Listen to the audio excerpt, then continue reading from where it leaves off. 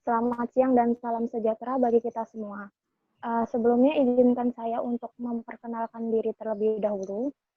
Nama saya Umi Tangkas Cahyani.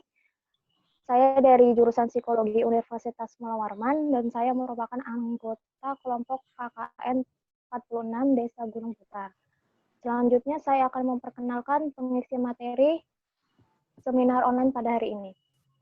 Yang terhormat kepada Bapak Muksin SSMA selaku Kepala Badan Perencanaan Pembangunan Daerah Kabupaten Pasir. Kemudian yang terhormat kepada Bapak Masyuri Ambari selaku Kepala Desa Gunung Putar.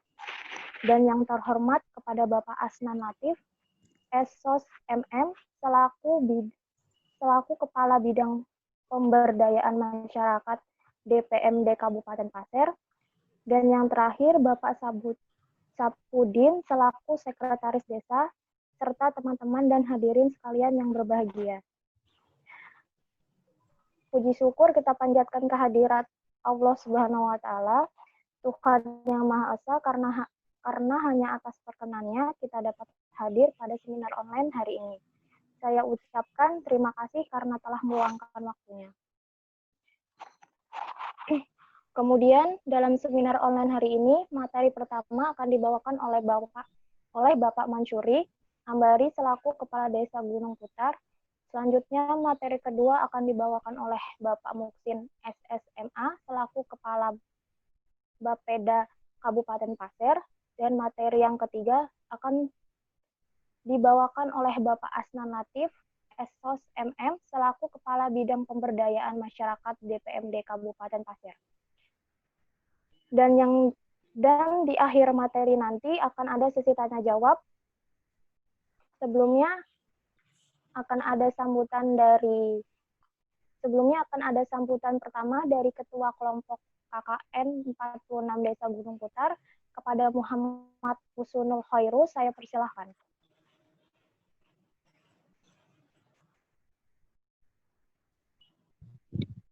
Bismillahirrahmanirrahim. Assalamualaikum warahmatullahi wabarakatuh.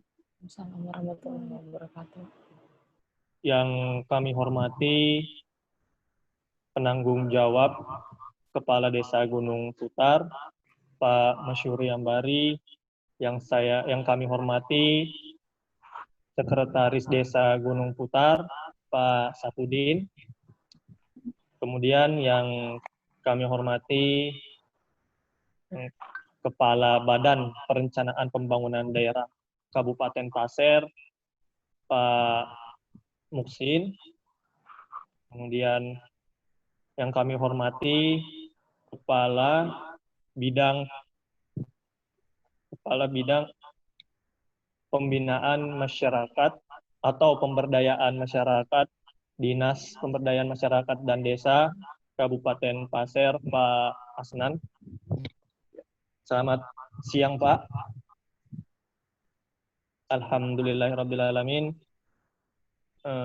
Segala puji bagi Allah, Rabb semesta alam, karena telah memberikan kita nikmat iman, nikmat sehat, sehingga kita dapat berkumpul di via Zoom ini. Meskipun secara tatap muka tidak menurunkan semangat kita untuk terus mengabdi kepada masyarakat. Kemudian salawat dan salam semoga selalu tercurah kepada junjungan kita Nabi Muhammad SAW, juga kepada keluarga dan sahabatnya hingga akhir zaman. Sebelumnya saya ucapkan terima kasih atas kehadirannya dari narasumber, ada Kepala Bapeda Pasir, ada Kepala Desa Gunung Putar, kemudian ada Kepala Pemberdayaan Masyarakat Dinas Desa. Saya ucapkan terima kasih banyak. Mengapa pada hari ini kita mengusungkan terkait ibu kota negara, ini sangat penting. Karena mengingat pada Agustus 2019 kemarin, Pak Presiden Jokowi telah resmi mengumumkan bahwa ibu kota negara akan dipindahkan ke Penajam Pasir Utara. Maka daripada itu wajib bagi kita untuk menyiapkan sumber daya masyarakat kita yang akan diberdayakan ke depannya, dan juga sumber daya alam kita yang perlu dimanfaatkan untuk ke depannya agar dapat menyangga ibu kota negara apabila memang direlokasikan ke Penajam Pasir Utara. Mengingat Kabupaten Pasir berbatasan dengan Penajam Pasir Utara dan Desa Gunung Putar sebagai daun pintu untuk ke Penajam Pasir Utara. Apabila dari Penajam, daun pintu sebagai ke Kabupaten Pasir. Seperti itu. Nah, jadi di sini pembahasannya adalah terkait perencanaan pembangunan ke depan seperti apa, kemudian mengingat Desa Gunung Putar sebagai perbatasan, apakah ini sudah dipersiapkan dengan baik seperti itu, kemudian melihat aspek pemberdayaan masyarakat. Nah, nanti akan dijelaskan secara lengkap oleh Pak Kepala Bapeda, kemudian Pak PJ Kades Desa Gunung Putar, kemudian Kepala Bidang Pemberdayaan Masyarakat Dinas Desa, seperti itu. Dan apabila ke depan ada sedikit atau banyaknya kesalahan, kami mohon maaf. Terima kasih atas partisipasinya. Assalamualaikum warahmatullahi wabarakatuh. Baik, terima kasih untuk Heru. Kemudian sambutan kedua akan disampaikan oleh Bapak Sapudin selaku Sekretaris Desa. Kepada Bapak, dipersilahkan. Bismillahirrahmanirrahim. Assalamualaikum warahmatullahi wabarakatuh. Waalaikumsalam warahmatullahi wabarakatuh. Selamat siang, salam sejahtera untuk kita semua.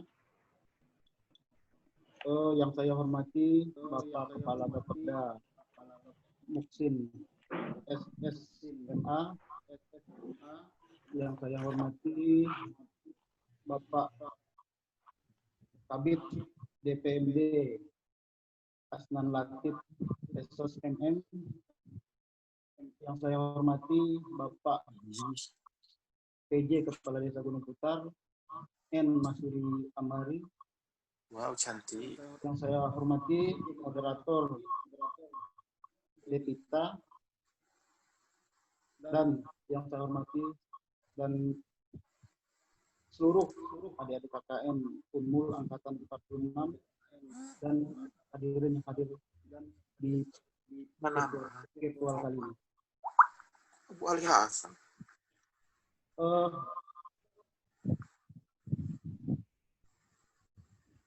Lanjut. Kami selaku masyarakat Desa Gunung Putar,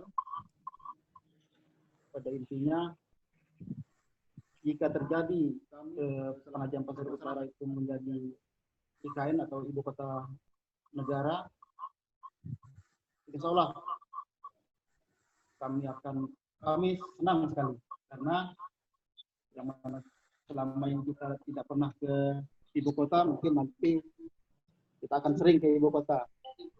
Juga untuk persiapan mungkin kami akan mengusahakan semaksimal mungkin ibu kota. Juga untuk persiapan kami sebagai desa penopang atau desa penyanggah ibu kota, mungkin kami akan mempersiapkan sumber daya manusia, sumber daya alam yang ada di lingkungan kami.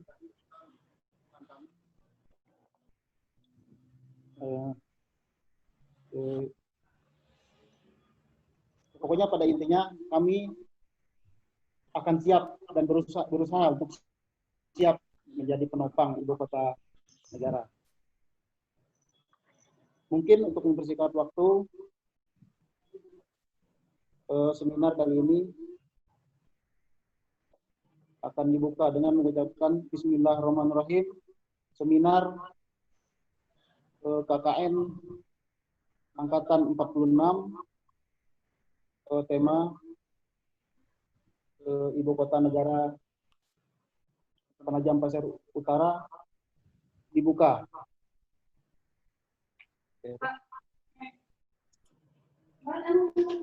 Mungkin cukup sekian dari saya. Kurang dan lebihnya saya mohon maaf. Assalamualaikum warahmatullahi wabarakatuh. Waalaikumsalam warahmatullahi wabarakatuh. Baik, terima kasih untuk Bapak Sapudin atas sambutannya. Kemudian untuk jalannya seminar online ke depannya akan dipandu oleh Devita sebagai moderator. Devita merupakan mahasiswi sastra Inggris Universitas Mawarman. Kepada Devita saya persilahkan. Baik, terima kasih Umi. Mohon izin kepada Bapak serta para narasumber yang telah hadir.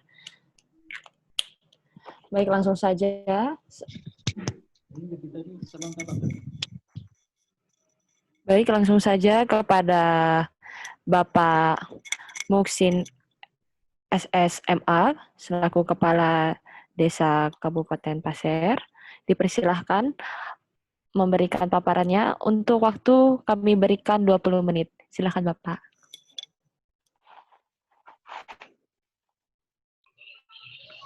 Bapak siapa nih?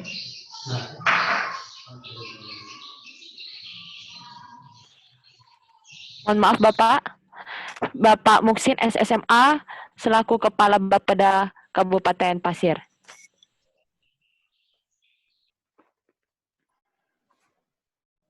Saya yang pertama atau Pak Masuri?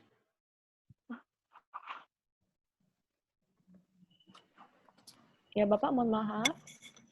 Oke, Assalamualaikum warahmatullahi wabarakatuh. Waalaikumsalam warahmatullahi wabarakatuh. Dan selamat sore, salam sejahtera bagi kita semua. Yang saya hormati Bapak penjabat atau PJ Kepala Desa Gunung Putar, Pak Masuri Ambari ya. Lalu kemudian Sekretaris Desa Gunung Putar, Bapak Sahbudin. Kemudian narasumber Bapak Kepala Bidang Pemberdayaan Masyarakat, Bapak Haji Asnan Latif, SOSMM. Kemudian Koordinator KKN Gunung Putar dan juga moderator Devita yang saya hormati, serta Terima kasih.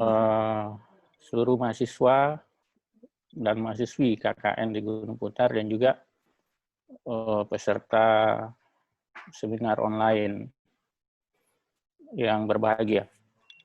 Pertama-tama kita tentu bersyukur kepada Allah Subhanahu wa Ta'ala atas kesempatan yang diberikan kepada kita semua sehingga kita bisa mengikuti seminar ini ya, yang bertemakan bermandikan potensi berbanjirkan tantangan Desa Gunung Putar dalam perspektif ibu kota negara.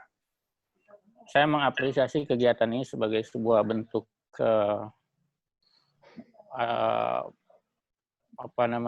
untuk meningkatkan wawasan tentu saja, lalu kemudian sharing informasi dan pengetahuan dengan berbagai lintas stakeholders. Nah, saya menghargai adik-adik sekalian, mengapresiasi adik-adik sekalian yang sudah melaksanakan kegiatan ini, makanya saya juga bersedia untuk menjadi narasumber dalam kegiatan ini. Nah, saya kira topik ini sangat menarik karena Bapak Presiden, Bapak Joko Widodo sudah menetapkan Penajam Pasir Utara sebagai calon ibu kota negara. Nah, tentu sebagai tetangga kabupaten, kita memiliki potensi dan juga tentu saja ada tantangan yang harus kita hadapi dalam menyanggah ibu kota negara ini. Tolong ditampilkan presentasi saya.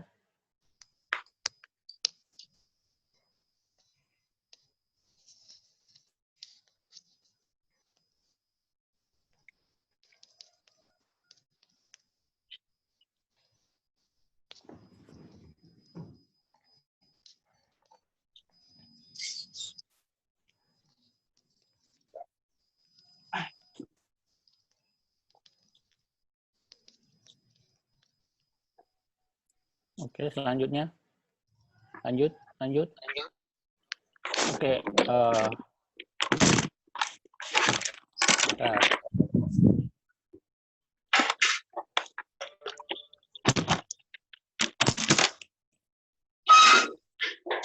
Nah, kita lihat di sini,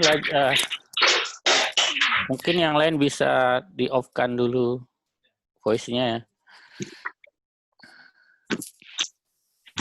Oke, kalau kita lihat pertumbuhan ekonomi Kabupaten Pasir, itu fluktuatif ya. Kita tahu dan kita saksikan pada tahun 2016, itu kita terjadi permasalahan ekonomi. Ya, ketika itu pendapatan nasional, pendapatan negara dan juga pendapatan daerah itu sangat turun drastis karena ada guncangan ekonomi. Nah, namun kemudian pada tahun 2017 itu kita ada peningkatan pertumbuhan ekonomi dari sebelumnya minus 4,98%, itu kemudian naik 1,17%. Kemudian naik lagi menjadi 3,68% pada tahun 2018, dan kemudian kembali naik 2019 menjadi 3,88. Jadi ada peningkatan ya pertumbuhan ekonomi kita dari tahun ke tahun. Namun demikian diprediksi pada tahun ini pertumbuhan ekonomi kita akan menurun. Hal ini dikarenakan karena adanya wabah pandemi COVID-19 ini. Nah, sehingga tidak saja di level nasional yang akan turun pertumbuhan ekonominya, tapi juga di level daerah, termasuk Kabupaten Pasir dan juga tentu saja daerah-daerah lain di Indonesia, semua kena dampak dari pandemi COVID-19 ini. Nah, kita melihat bahwa pertumbuhan ekonomi itu memang disumbang terbesar dari sektor batu bara. Nah, tapi kalau melihat pertumbuhan ekonomi tanpa batu bara itu setelah 2016 itu stabil ya. Itu artinya potensi pengembangan sektor lain di luar batu bara ini sangat potensial untuk kita kembangkan ke depan. Nah, dan ini sektor ini memang menjadi pilihan kita untuk dikembangkan karena batu bara ini dalam 20-25 tahun ke depan itu sudah tidak beroperasi lagi di Kabupaten Pasir. Nah, ketika sektor ini kemudian tidak beroperasi lagi, maka kita harus sudah siapkan sekarang apa alternatif yang harus kita kembangkan untuk meningkatkan pembangunan di sektor ekonomi selain batu bara. Nah, selain itu tentu saja kita perlu meningkatkan sektor-sektor lain dalam rangka menyangga ibu kota negara. Oke, selanjutnya. Dilanjut.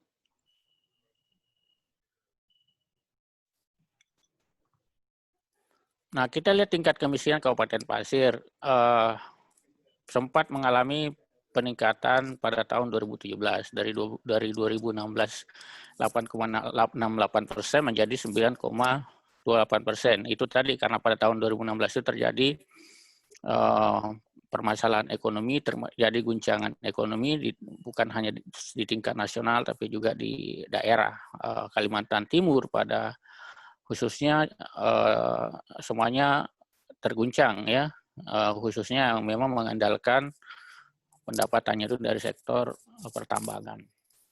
Namun kemudian itu menurun secara perlahan. 2018 turun menjadi 9,03%, kemudian kembali turun pada tahun 2019 ini, kemarin tahun lalu menjadi 8,95%. Oke, selanjutnya.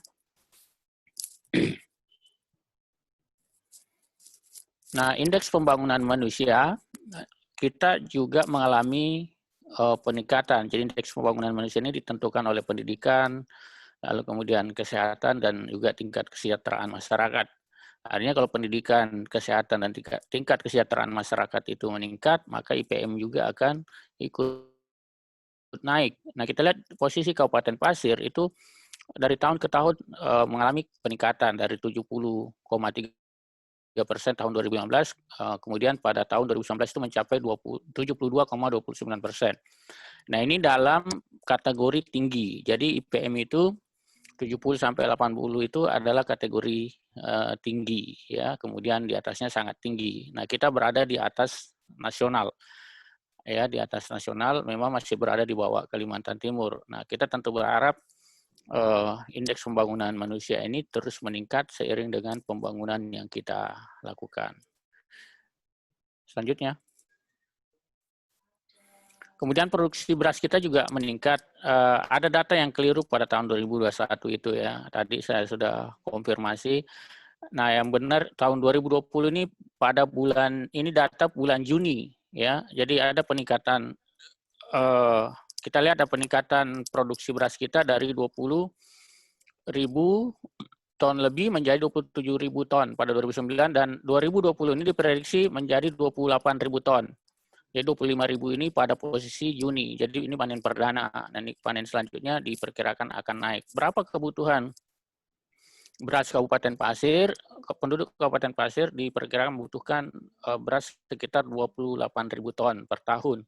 Nah, itu artinya terpenuhi ketika tahun ini bisa kita produksi 28.000 ton. Nah, permasalahannya bagaimana kita menyanggah ibu kota kalau hanya cukup untuk menyanggah kita saja. Nah, ada upaya-upaya yang setelah kita lakukan, kita juga telah ya bekerjasama dengan pemerintah pusat dalam hal ini BWS, Balai Wilayah Sungai. Nah, itu tahun depan akan direncanakan membangun bendungan Telake ya di Longkali. Ini Longkali berarti bisa mengairi juga Gunung Putar. Itu mencapai bisa mengairi sekitar 21.000 hektar ya, dengan nilai anggaran sekitar 875 miliar secara multi-years.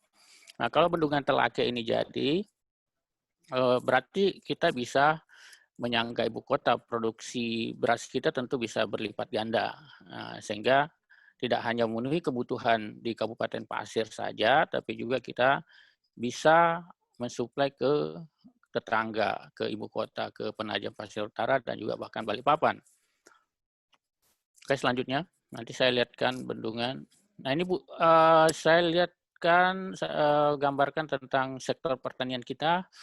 Kalau berdasarkan rencana tata ruang wilayah kita 2015-2035, budidaya hortikultura kita ada sekitar 14.000 hektar lebih, lalu kemudian budidaya perkebunan 344.000 hektar. Kemudian budidaya tanaman pangan ada 29.000 hektar. Nah, kita lihat di sini bahwa memang di Kabupaten Pasir ini di luar pertambangan itu didominasi oleh perkebunan yang luasnya mencapai 344.000 hektar. Nah, kalau kita lihat di situ gambarannya 84% ya sektor itu memang dikuasai oleh budidaya perkebunan. Oke, selanjutnya. Nah, kita lihat kondisi real infrastruktur sektor pertanian kita. Nah, luas sawah bakunya itu ada 13.000, tidak nampaknya ada 13.000 lebih yang fungsional yang saat ini digunakan itu sekitar 4.000-an hektar ya, 3.900. Sekarang sudah lebih 4.000 hektar yang digunakan untuk lahan pertanian. Lalu kemudian kita masih ada potensi sekitar 11.000 hektar lebih pertanian. Itu artinya apa? Artinya kita masih bisa mengembangkan sektor pertanian ke depan untuk menunjang ibu kota. Artinya potensi-potensi lahan yang ada ini, yang potensi untuk kita gunakan membangun sektor pertanian itu masih luas, sangat luas. Artinya kita masih bisa meningkatkan sektor itu. Oke, selanjutnya. Nah, ini isu strategis. Rencana pemindahan ibu kota, biaya yang diperlukan sekitar 466 triliun ya. Nah, tentu ini ada pemindahan secara bertahap. Ini kita lihat gambarnya, itu cukup indah ya kalau bisa terrealisasi, itu luar biasa. Nah, kemudian lokasinya di Kecamatan Sepaku, Kabupaten Penajam Pasir Utara, dan Samboja, Kabupaten Kutai Kartanegara. Kemudian pemilihan ini didasarkan tentu saja karena risiko bencana yang minimal di daerah itu, baik bencana banjir, gempa bumi, tsunami, kebakaran hutan, kemudian gunung berapi, dan tanah longsor. Ini yang mendasari kenapa PPU dan Kukar ini menjadi pilihan ibu kota. Nah, sebenarnya Pasir ini lebih potensial lagi, hanya saja kalau menurut penelitian Pak Dr. Lutfi dari UGM itu Pasir malah lebih potensi untuk dijadikan ibu kota. Hanya saja karena PPU dan Kukar ini sudah fasilitas terdekatnya sudah tersedia seperti di Balikpapan dan Samarinda, makanya terpilih sebagai calon ibu kota. Nah, kita masih jauh dari fasilitas itu, makanya di sana dipilih. Tapi terlepas dari itu, artinya kita bersyukur karena PPU yang dipilih untuk menjadi ibu kota yang juga tetangga Kabupaten Pasir. Kemudian lokasinya yang strategis berada di tengah-tengah Indonesia, berdekatan dengan wilayah perkotaan yang sudah berkembang, yaitu Balikpapan dan Samarinda. Kemudian memiliki infrastruktur yang relatif lengkap, kemudian tersedia lahan yang dikuasai pemerintah seluas 180.000 hektar. Ini kan cukup mendukung untuk menjadikan wilayah ini sebagai sebuah ibu kota negara. Oke, selanjutnya. Nah, kemudian peluang dan tantangannya, pertama dari aspek infrastruktur dan lingkungan hidup, kita tentu saja perlu penyiapan sarana dan prasarana infrastruktur yang menunjang sektor pertanian, ya, untuk mendukung ketahanan pangan, pembangunan infrastruktur ke wilayah destinasi objek wisata, dan pembangunan infrastruktur untuk kawasan industri.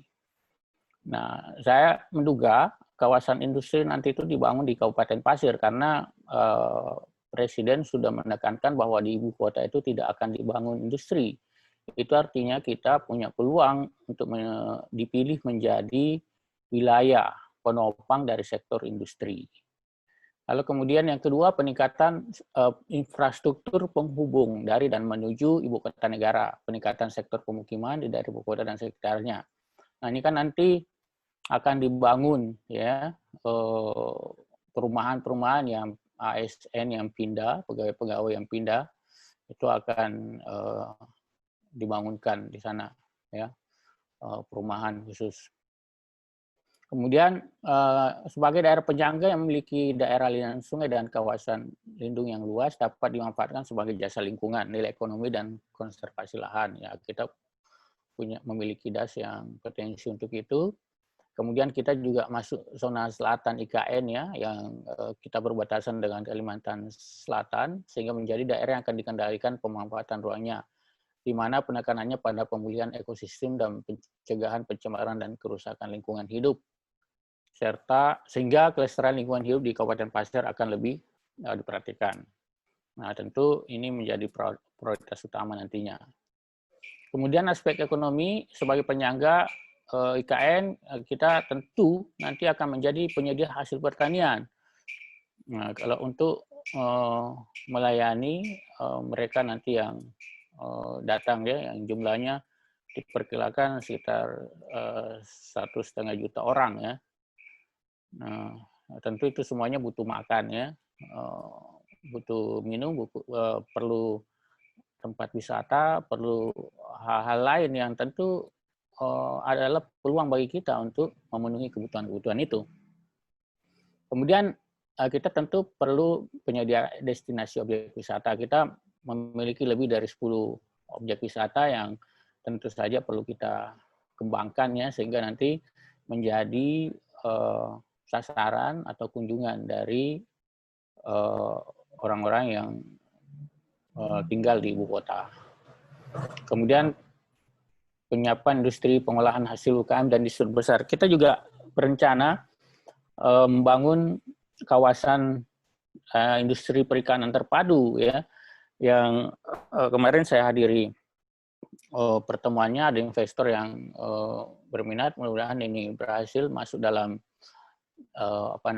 masuk dalam PSN, proyek strategis nasional. Nah, kalau ini masuk itu investasinya juga mencapai triliunan. Semua perikanan diolah nanti di situ, rencananya di Kabupaten Pasir tempatkan, sehingga nanti sektor perikanan ya itu bisa ditopang di ibu kota. Jadi kita bisa menjadi penopang sektor perikanan ke ibu kota. Jadi hasil-hasil perikanan itu diolah sedemikian rupa sehingga kita bisa mendukung itu. Kemudian dengan perpindahan berbagai sektor ekonomi pada ibu kota negara akan berakibat pada pemanfaatan sumber daya potensial seperti pembukaan lahan untuk keperluan infrastruktur produktif dan pembukaan lapangan kerja bagi sumber daya manusia. Ya, ini juga kesempatan bagi pemuda-pemuda ya pencari kerja pasti akan menyerap lapangan kerja yang cukup besar ketika ibu kota ini dipindah, ya.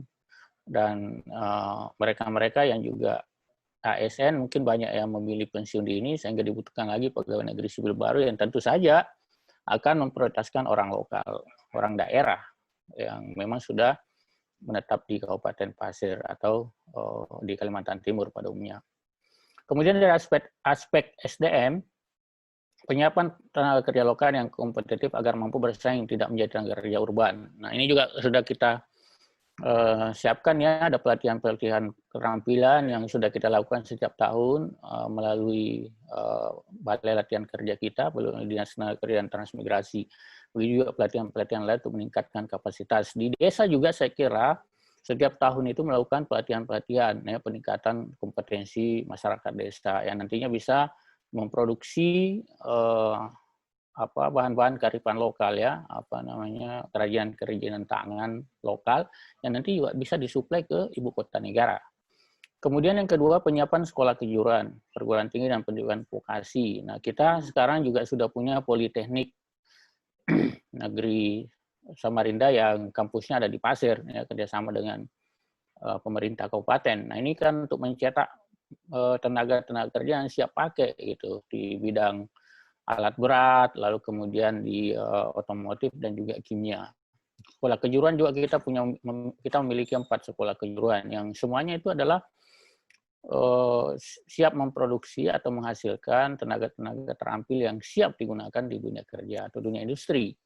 Kemudian yang ketiga, pengembangan wawasan multikultural dalam semua tatanan kehidupan masyarakat dalam mewujudkan kehidupan masyarakat yang rukun, aman, damai, dan bingkai bineka tunggal ika. Tentu saja juga nantinya akan datang berbagai latar belakang budaya, latar belakang suku, ya, latar belakang bahasa yang akan datang ke ibu kota. Nah, tentu kita harus saling menghargai dan menghormati di antara mereka yang datang itu. Oke, selanjutnya.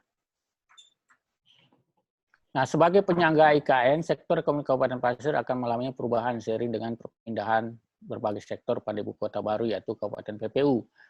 Nah, berkaca pada indikator ekonomi DKI Jakarta sebagai ibu kota negara dan daerah penyangga lainnya, itu sebesar 54,48% PDRB nasional disumbang oleh Pulau Jawa, di mana wilayah DKI Jakarta dan sekitarnya menyumbang 20,85%. Jadi penyangga itu menyumbang lebih besar ya daripada wilayah itu sendiri. Nah, karena ini kita masuk penyangga, maka diharapkan tentu kontribusinya lebih besar. Nah, kontribusi ini juga berbanding lurus dengan laju pertumbuhan ekonomi. Pulau Jawa mencatat angka 5,61% pada tahun 2017, lebih tinggi dibanding mayoritas wilayah lain di Indonesia. Itu artinya bahwa ibu kota ini berpengaruh terhadap daerah-daerah penyangganya, sehingga bisa juga berpengaruh terhadap peningkatan pertumbuhan ekonomi yang tentu saja berujung pada kesejahteraan masyarakat, peningkatan kesejahteraan masyarakat. Lalu kemudian dengan pemindahan berbagai sektor ekonomi kepada ibu kota negara akan berakibat atau berdampak pada pemanfaatan sumber daya potensial seperti pembukaan lahan untuk keperluan infrastruktur produktif dan pembukaan lapangan kerja bagi sumber daya manusia. Kemudian tentu diiringi dengan peningkatan upah tenaga kerja. Di sisi lain akan terjadi kenaikan inflasi sebagai akibat dari perbaikan pendapatan masyarakat yang tentunya juga diikuti oleh kenaikan barang-barang kebutuhan pokok. Ini tantangannya ya. Tapi itu kan masyarakatnya pasti sudah sejahtera sehingga dapat menjangkau harga-harga yang ada. Selanjutnya. Nah, ini pembangunan bendungan Lambakan Kecamatan Longkali. Saya berbicara berbeda tadi. Jadi ada 2 bendungan yang akan dibangun. Yang pertama yang akan segera beroperasi adalah bendungan Sungai Telake. Jadi Sungai Telake itu rencananya akan dibendung, sungainya yang dibendung ya. Sungainya yang dibendung, rencananya diawali proyeknya pada tahun depan, sekarang ini dalam proses pembebasan lahan. Nah, ini dibendung nanti untuk kemudian jadikan aliran irigasi yang bisa menjangkau sekitar 21.000 hektar sawah. Nah, sama dengan ini. Jadi bendungan Lambakan ini berposisinya ada 3 desa ya di Lambakan, Perkuit sama Pinang Jatus, Perkuin ya, daerah Lambakan, Perkuin dan Kepala Tlake. Ada 3 desa. Nah, Lambakan ini kalau dibangun nanti, ini investor yang akan bangun ya, itu nilainya sekitar 5,6 triliun. Nah, kalau ini bendungan Lambakan jadi, kemarin sebenarnya ada persoalan, ini sudah mau dibangun, sudah beberapa tahun lalu karena ada persoalan penolakan masyarakat, kemudian itu ditunda dan sekarang ini sudah masyarakat sudah setuju tentu dengan komitmen untuk memenuhi hak-haknya seperti pembebasan lahan dan sebagainya. Nah, ini sudah dilakukan survei peninjauan oleh investor ya.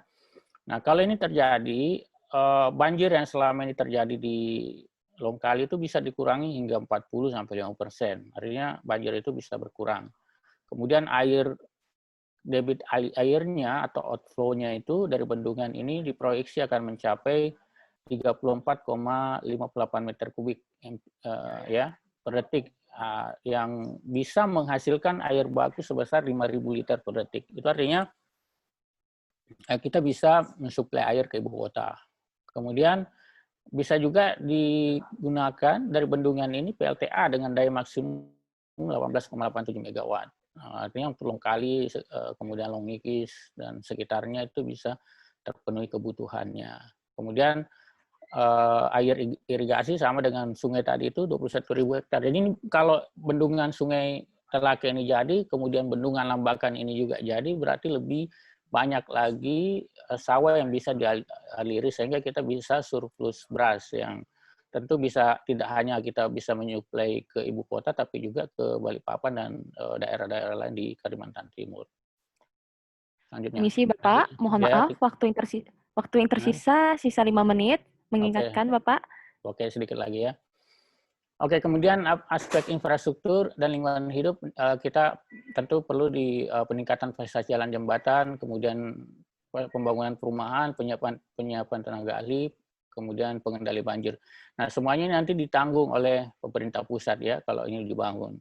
Kemudian dari aspek ekonominya yang kita bisa peroleh adalah pemenuhan kebutuhan air tadi, Longkali, Longikis, dan sekitarnya, itu bisa terpenuhi kebutuhan airnya. Lalu kemudian pemenuhan kebutuhan pangan, karena mengairi tadi 21.000 hektar sawah, lalu kemudian bisa menjadi destinasi pariwisata buatan, seperti bendungan di Jawa itu, masyarakat datang untuk berwisata. Ya, oke, selanjutnya. Nah, pas ya, cukup. Baik, itu gambarannya, itu artinya bahwa saya berbicara secara umum, tentu Desa Gunung Putar merupakan bagian dari itu, karena juga proyek ini berada di Longkali. Tentu Gunung Putar sebagai bagian dari Kecamatan Longkali akan terdampak pembangunan jika ini nanti pembangunannya terrealisasi. Jadi semua kecamatan di Longkali tentu akan merasakan manfaatnya, sehingga bisa menjadi penyangga ibu kota. Terima kasih. Assalamualaikum warahmatullahi wabarakatuh. Waalaikumsalam warahmatullahi wabarakatuh. Baik, kami ucapkan terima kasih kepada Kepala Bapeda Kabupaten Pasir, Bapak Muhsin SSMA, yang telah membuka sesi materi rangkaian acara kita pada siang hari ini secara virtual ataupun juga online. Terima kasih, Bapak. Sama-sama. Baik, mari kita lanjut kepada pemateri yang kedua. Kami persilahkan yang terhormat Bapak Masyuri Ambari selaku Kepala Desa Gunung Putar. Yang terhormat Bapak, dipersilahkan Bapak.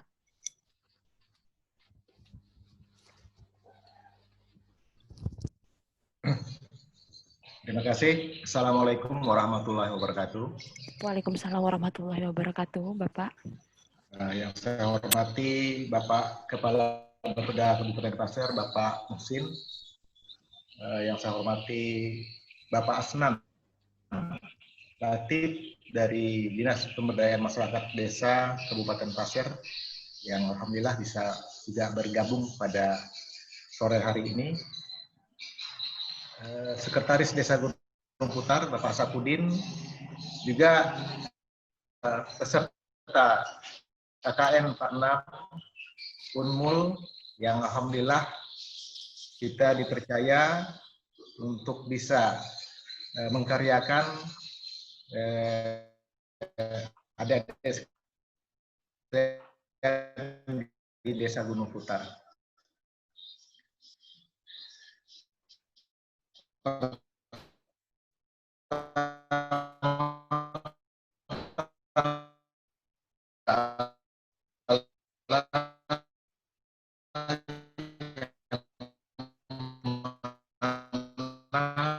Senantiasa memberikan kita kesehatan,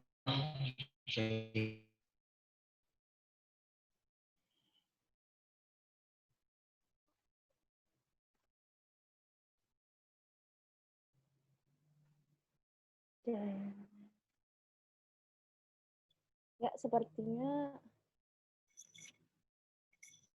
Pak Kades terputus. ya, mohon maaf. Mohon maaf, Bapak. Putus. Ya. Ya. Silakan Bapak. Baik. Lanjutkan ya Bu, ya Mbak ya. Silakan Bapak.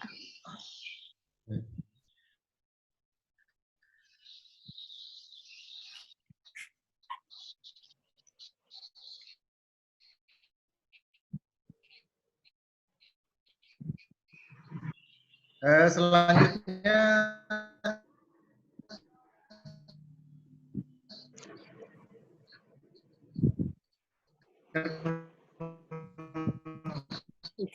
Jangan karena jelek.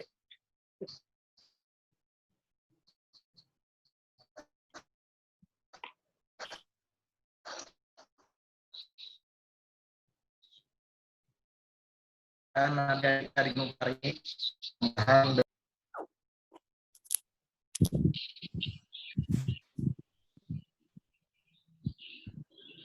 mohon maaf ini terputus lagi nih. Ya. Baik Bapak. Ya. Mudah-mudahan ini program-program adik-adik sekalian di Desa Gunung Putar ini dapat berjalan sebagaimana yang kita harapkan bersama. Saya juga mohon maaf tadi mungkin agak terlambat bergabung. Kebetulan juga ada sedikit kegiatan menjelang Pilkada Pasir tahun 2020 yang insya Allah kita laksanakan pada tanggal 9 Desember yang akan datang untuk memilih pemimpin Kabupaten Pasir yang kita harapkan bersama bisa membawa Kabupaten Pasir ini ke depan lebih baik tentunya. Dan kebetulan saya dengan teman-teman di kecamatan juga berkecimpung sebagai penyelenggara di Panitia Pemilihan Kecamatan.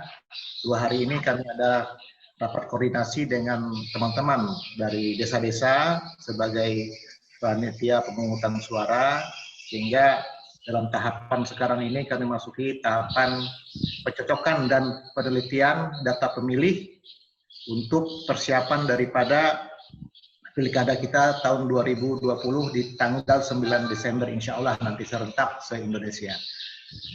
Dan ini kami masih di sekretariat ini ya. Baik Bapak dan adik-adik sekalian, terkait dengan judul tadi sangat menarik ya, bermandikan potensi dan juga tantangannya tentu banyak. Memang Gunung Putar ini sedikit saya berikan gambaran bahwa Gunung Putar ini menjadi desa definitif itu sekitar tahun 2012 ya. Itu merupakan pemekaran dari Kelurahan Mongkali tapi menginduk kepada Desa Bente Tualan. Karena aturan dulu itu tidak boleh kelurahan itu pecah menjadi desa. Jadi mau tidak mau menginduk ke Desa Bente Tualan. Jadi seperti itu gambaran bersamaan dengan juga Desa Putang. Itu berbarengan berdirinya desa ini. Nah, untuk Desa Gunung Putar sendiri, itu untuk kepala desa yang definitif itu baru 1 periode. Ya. Kemudian kemarin ada pengunduran diri, sehingga kami dari kecamatan dipercayakan untuk bisa melanjutkan sampai ada pemilihan kepala desa di tahun 2020 ini, tapi kemungkinan ini bisa mundur di tahun 2021 yang akan datang. Kalau kita berbicara Desa Gunung Putar, memang desa ini kita tahu bersama sebagai pintu gerbang untuk masuk ke Kabupaten Pasir yang berbatasan langsung dengan Kecamatan Babulu atau desanya Desa Rintik. Kita langsung berbatasan ini ya. Nah, jadi kalau kita berbicara pintu gerbang, orang pertama terkesima tentunya kalau dia masuk ke wilayah kita itu, kalau melihat gerbangnya dulu. Karena kadang-kadang orang itu melihat dari luar. Bagaimana ini dalamnya kita belum tahu. Nah, kalau bisa memang kita berharap luar dan dalam itu bagus. Nah, jadi harapan-harapan kami khususnya desa yang berada di perbatasan ini, kami ingin sebenarnya minta perhatian yang sedikit lebih dari pemerintah daerah. Karena kita merupakan citra awal orang melihat untuk masuk ke daerah kita. Karena jadi pintu gerbangnya bagaimana kita buat pembangunan yang awal orang masuk melihat Gunung Putar itu bagaimana. Ini harapan-harapan kita ke depan, masyarakat Desa Gunung Putar dan juga pemerintah Desa Gunung Putar, ya.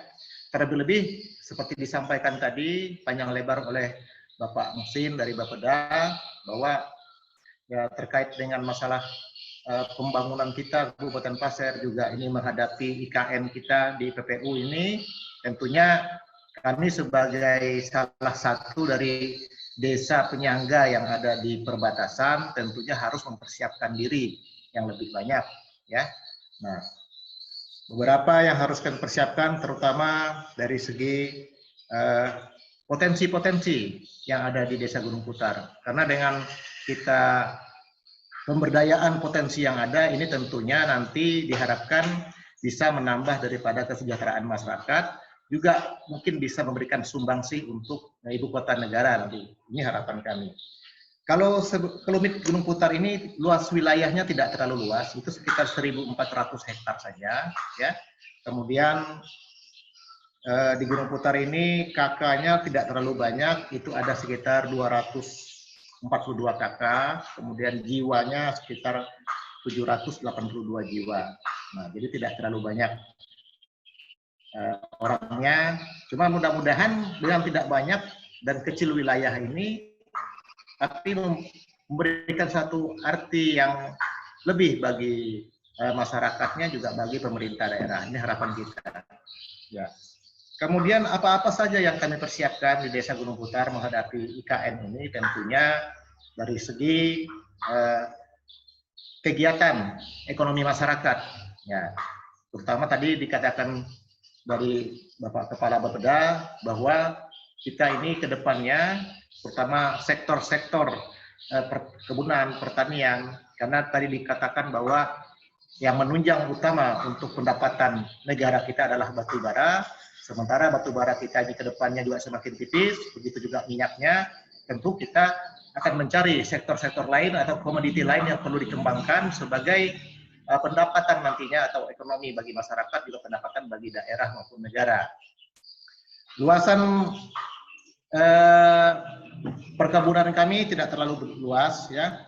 Juga pertanian itu lebih kurang sekitar 200 hektar saja, karena memang wilayah Gunung Putar ini tidak terlalu besar, ya. Nah, kami di sebelah timur itu berbatasan dengan Desa Rintik, kemudian sebelah barat itu berbatasan dengan Kelurahan Longkali, dan utaranya dengan Bente Tualan, sebelah selatan berbatasan dengan Desa Sebakung Makmur dan Desa Sebakung. Jadi kami ini berada di tengah-tengah Desa Gunung Putar, dan luasan wilayah itu tidak terlalu besar, tadi 1.400 hektar saja. Nah, tapi dengan luasan yang sedikit ini kami mencoba mengoptimalkan. Nah, kegiatan-kegiatan ekonomi masyarakat yang ada saat ini di Desa Gunung Putar itu ada berupa perkebunan sawit, ya, ada berupa perkebunan karet. Kemudian untuk pertaniannya digalakkan seperti tanaman pangan, palawija, ya, juga hortikultura ini juga dikembangkan, dan juga ada beberapa masyarakat kami yang mengembangkan peternakan ayam potong, ya, ayam potong. Nih. Jadi memang dirasakan juga kita di dalam suasana COVID-19 ini, ya, tentu sektor-sektor itu ada yang menurun pendapatannya, terutama di bidang peternakan. Ada beberapa kandang dari masyarakat ini juga saat ini tidak bisa berfungsi maksimal, ya, karena juga untuk pemasarannya katanya agak sedikit lesu di pasaran untuk ayam potong ini. Nah, mudah-mudahan ke depan kita harapkan seperti terkait masalah COVID ini, ya, wabah ini bisa berakhir. Nah, kemudian juga kami mempersiapkan dari segi sumber daya manusia. Memang di Gunung Putar ini kita tidak punya sekolah yang dibangun oleh pemerintah, ya. Jadi kita untuk sekolah dasarnya itu kita mengikuti sekolah dasar yang ada di Kelurahan Longkali, itu di yang berbatasan langsung di Kademan RT 3, situ ada sekolah SD. Nah, yang kami kembangkan adalah yang kami bangun itu sekolah PAUD dan TK. Nah, ini kita upayakan juga untuk mempersiapkan ini dari dini, kita siapkan masalah SDM-nya. Jadi dibangun oleh desa PAUD. Alhamdulillah tahun kemarin sudah mulai operasi dengan gedung sendiri. Memang perlu pembenahan, ya. Nah, karena memang kita tidak bisa membangun sekaligus secara bertahap karena kemampuan dana juga dari desa ini terbatas. Lebih-lebih sekarang ini banyak dana kita yang dipotong, ya, karena COVID-19. Nah, jadi sehingga untuk membangun beberapa sektor yang menjadi program dari desa dalam anggaran pendapatan belanja desa ini juga tidak bisa dimaksimalkan, ya. Nah, kemudian di samping itu sumber daya manusianya kita persiapkan juga mungkin harapan-harapan kami ini ada seperti yang saya sampaikan terdahulu, ada mungkin tadi perhatian khusus dari pemerintah daerah khususnya bagaimana Gunung Putar ini nanti sebagai pintu gerbang masuk Kabupaten Pasir punya warna tersendiri, apalagi menghadapi IKN. Nah, saya berharap nanti mungkin ada usulan-usulan pembangunan yang ada dari Desa Gunung Putar ini bisa ditindaklanjuti, terutama ini kebetulan ada Bapak Kepala Bapeda bisa ditindaklanjuti, dan mungkin dalam APBD maupun APBD provinsi, kabupaten ini bisa diperjuangkan, Pak, jadi maksimal. Terutama usulan-usulan kami yang berupa supradesa. Ya, kepala desa ini yang tidak dibiayai oleh anggaran desa.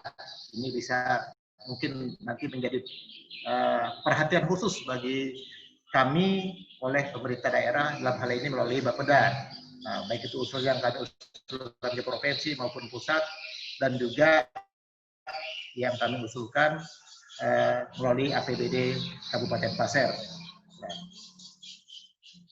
mungkin sekilas itu yang dapat kami sampaikan. Nanti mungkin untuk lebih di luasnya kita dapat berdiskusi saja, ya. Nah, karena gambaran-gambaran Gunung Putar ini juga tidak seluas yang disampaikan oleh Kepala Bapeda tadi. Nah, skopnya kecil. Jadi kami hanya bisa berbicara masalah Gunung Putar saja. Ya. Nah, sedikit kami sampaikan juga bahwa di dalam wilayah Gunung Putar ini memang ada kebun inti dari PTP, cuman dalam hal ini juga tidak memberikan sumbangsih dan kontribusi yang besar bagi desa, karena saat ini hasil kebun dari PTP pun kelihatannya untuk membayar karyawannya saja sudah agak susah, apalagi memberikan bantuan kepada Desa Gunung Putar, ya. Nah, di Gunung Putar juga alhamdulillah tahun ini kita mendapat program Pamsimas. Kebetulan ini Pamsimas ini untuk pengembangan air bersih, dan kami mempunyai sumber kemarin sudah diteliti atau dilihat. Ya, ini memenuhi syarat untuk pengembangan air bersih, dan insya Allah itu dibangun di tahun ini dan sudah mulai dilaksanakan, ya, persiapan lahannya. Kemudian kami juga tahun ini mendapat pembangunan dari program TISEU provinsi berupa jalan usaha kami lebih kurang sekitar 500 meter, juga perbaikan dari saluran pengairan yang ada di sawah-sawah masyarakat.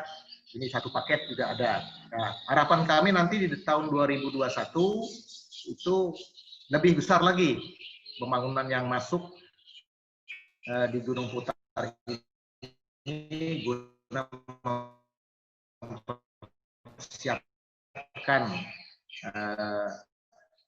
pembangunan yang lebih maksimal ke depannya masyarakat yang ada. Mungkin itu saja yang dapat saya sampaikan. Terima kasih atas waktu dan perhatian dari Bapak dan saudara-saudara serta adik-adik sekalian. Dengan sedikit yang gambaran yang kami berikan ini, mudah-mudahan nanti bisa menjadi referensi juga untuk memberikan masukan-masukan buat kami di pemerintah desa, juga masyarakat yang ada di desa Gunung Putar ya. Terima kasih atas waktu dan perhatiannya. Mohon maaf bila ada kekurangan dalam kami menyampaikan pemaparan ini. Sekian, wassalamualaikum warahmatullahi wabarakatuh. Waalaikumsalam warahmatullahi wabarakatuh. Baik, terima kasih banyak kepada Bapak Mansyuri Ambari selaku Kepala Desa Gunung Putar yang telah memberikan paparannya terhadap Desa Gunung Putar secara luas dan rinci. Terima kasih banyak Bapak. Kita lanjut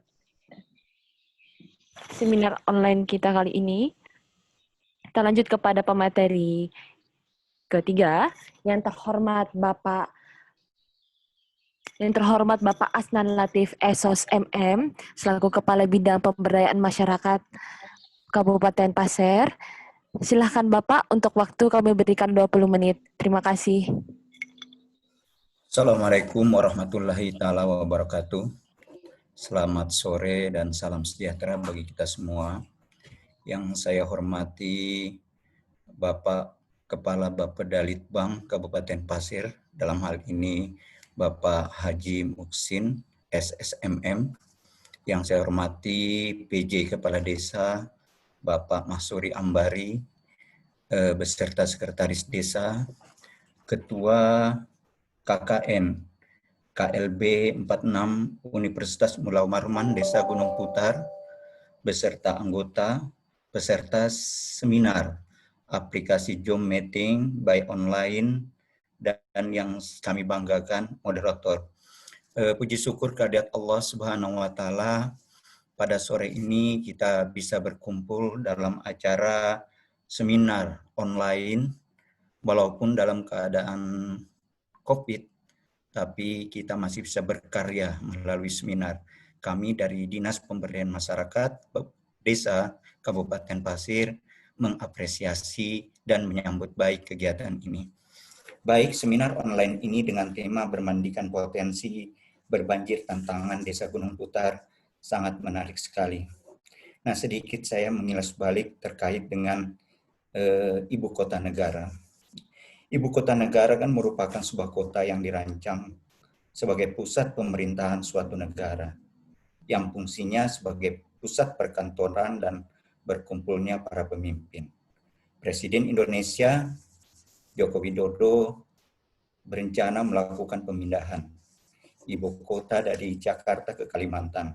Pemindahan ibu kota ini sudah tertuang dalam rencana pembangunan jangka menengah nasional tahun 2020, tahun 2024. Tujuannya tidak lain adalah untuk melakukan pemerataan pembangunan serta pembentukan sistem birokrasi yang menjangkau wilayah di Indonesia. Untuk mencapai tujuan tersebut, ibu kota negara minimal harus memiliki karakteristik. Pertama, lokasi ibu kota sudah pasti harus strategi dalam rangka pemerataan dan mempercepat pengembangan wilayah. Tersedianya luas lahan milik pemerintah atau BUMN untuk mengurangi biaya investasi. Memiliki lingkungan yang aman, potensi konflik sosial yang rendah, dekat dengan kota yang sudah berkembang untuk efisiensi infrastruktur. Kalau dilihat dari corak sosial serta budaya masyarakat, penduduk calon ibu kota baru Penajam dan Balikpapan kecil sekali, atau boleh kita katakan tidak memiliki potensi konflik terhadap dinamika perpindahan ibu kota. Ada beberapa pertanyaan. Mengapa ibu kota harus dipindahkan? Alasannya yang pertama, kondisi Jakarta sebagai ibu kota sebuah negara sudah tidak ideal untuk pemerataan pembangunan nasional. Terdapat banyak masalah yang terjadi di Jakarta, mulai dari kepadatan penduduk, kemacetan, polusi, bencana alam, dan lain. Jumlah penduduk di Jakarta selalu meningkat setiap tahunnya. Dan pada tahun 2019, penduduknya sudah mencapai 10,5 juta jiwa. Nah, kepadatan penduduk ini menimbulkan masalah lain, yaitu lingkungan kumuh. Masalah lain adalah kemacetan. Jakarta menjadi kota terburuk keempat berdasarkan kondisi lalu lintas dari 390 kota yang disurvei. Juga terjadi polusi udara. Masalah lain adalah banjir yang disebabkan oleh banyaknya bangunan dan sampah, serta kurangnya daerah resapan air. Kalimantan Timur terpilih sebagai calon ibu kota negara. Ada beberapa alasan. Yang pertama, karena letaknya di awal saya katakan strategis dan berada di tengah-tengah Indonesia. Kedua, karena berdekatan dengan wilayah perkotaan yang sudah berkembang, seperti Balikpapan dan Samarinda, seperti yang disampaikan oleh Kepala Bapeda. 3, infrastruktur sudah relatif lengkap dan tersedia lahan yang dikuasai pemerintah seluas kurang lebih 180.000 hektar. 4, Kalimantan Timur memiliki risiko bencana alam minimal, baik banjir, tsunami, kebakaran hutan, gunung Merapi, maupun tanah longsor. Dari segi geografis relatif aman dari gempa. Oleh karena itu, kita yang merupakan bagian dari masyarakat Kalimantan Timur harus mendukung dan wajib mendukung kebijakan pemerintah untuk menempatkan ibu kota negara di Kalimantan Timur, tepatnya PPU Kutai Kartanegara, Balikpapan, dan sekitarnya. Menurut Menteri Bappenas Bambang PS Brojonegoro menyatakan bahwa pemindahan ibu kota merupakan salah satu bentuk intervensi pemerintah dalam memberikan dampak ekonomi jangka pendek, menengah, dan panjang. 2, bahwa pemindahan ibu kota ini menjadi kebijakan yang berfungsi meredam efek negatif krisis ekonomi global terhadap ekonomi Indonesia dan akan membuat uang terus berputar. Dan yang ketiga, pemindahan ibu kota negara akan memberikan dampak terhadap perekonomian. Dampak positif yang ditimbulkan adalah adanya penggunaan sumber daya alam potensial yang terkandung yang selama ini belum dimanfaatkan secara maksimal. Yang keempat, perekonomian lebih terverifikasi ke arah sektor yang lebih padat karya. Nah, keberhasilan program ini akan membawa potensi dan tantangan sesuai dengan tema seminar di Kabupaten Pasir, khususnya di Desa Gunung Putar.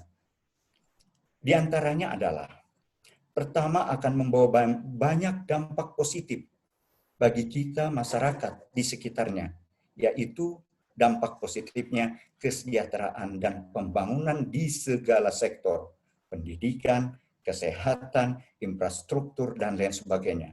Itu nanti akan kita rasakan dampaknya. Kedua, tujuan pemerintah dalam pemerataan pembangunan akan tercapai.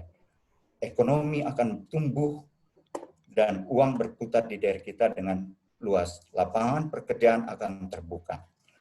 Ketiga, dampak ekonomi dari pemindahan ibu kota akan lebih maksimal jika dibarengi dengan yang pertama, peningkatan produktivitas, inovasi, dan teknologi. Kedua, konektivitas perdagangan antar daerah sekitar ibu kota negara perlu ditangkapnya.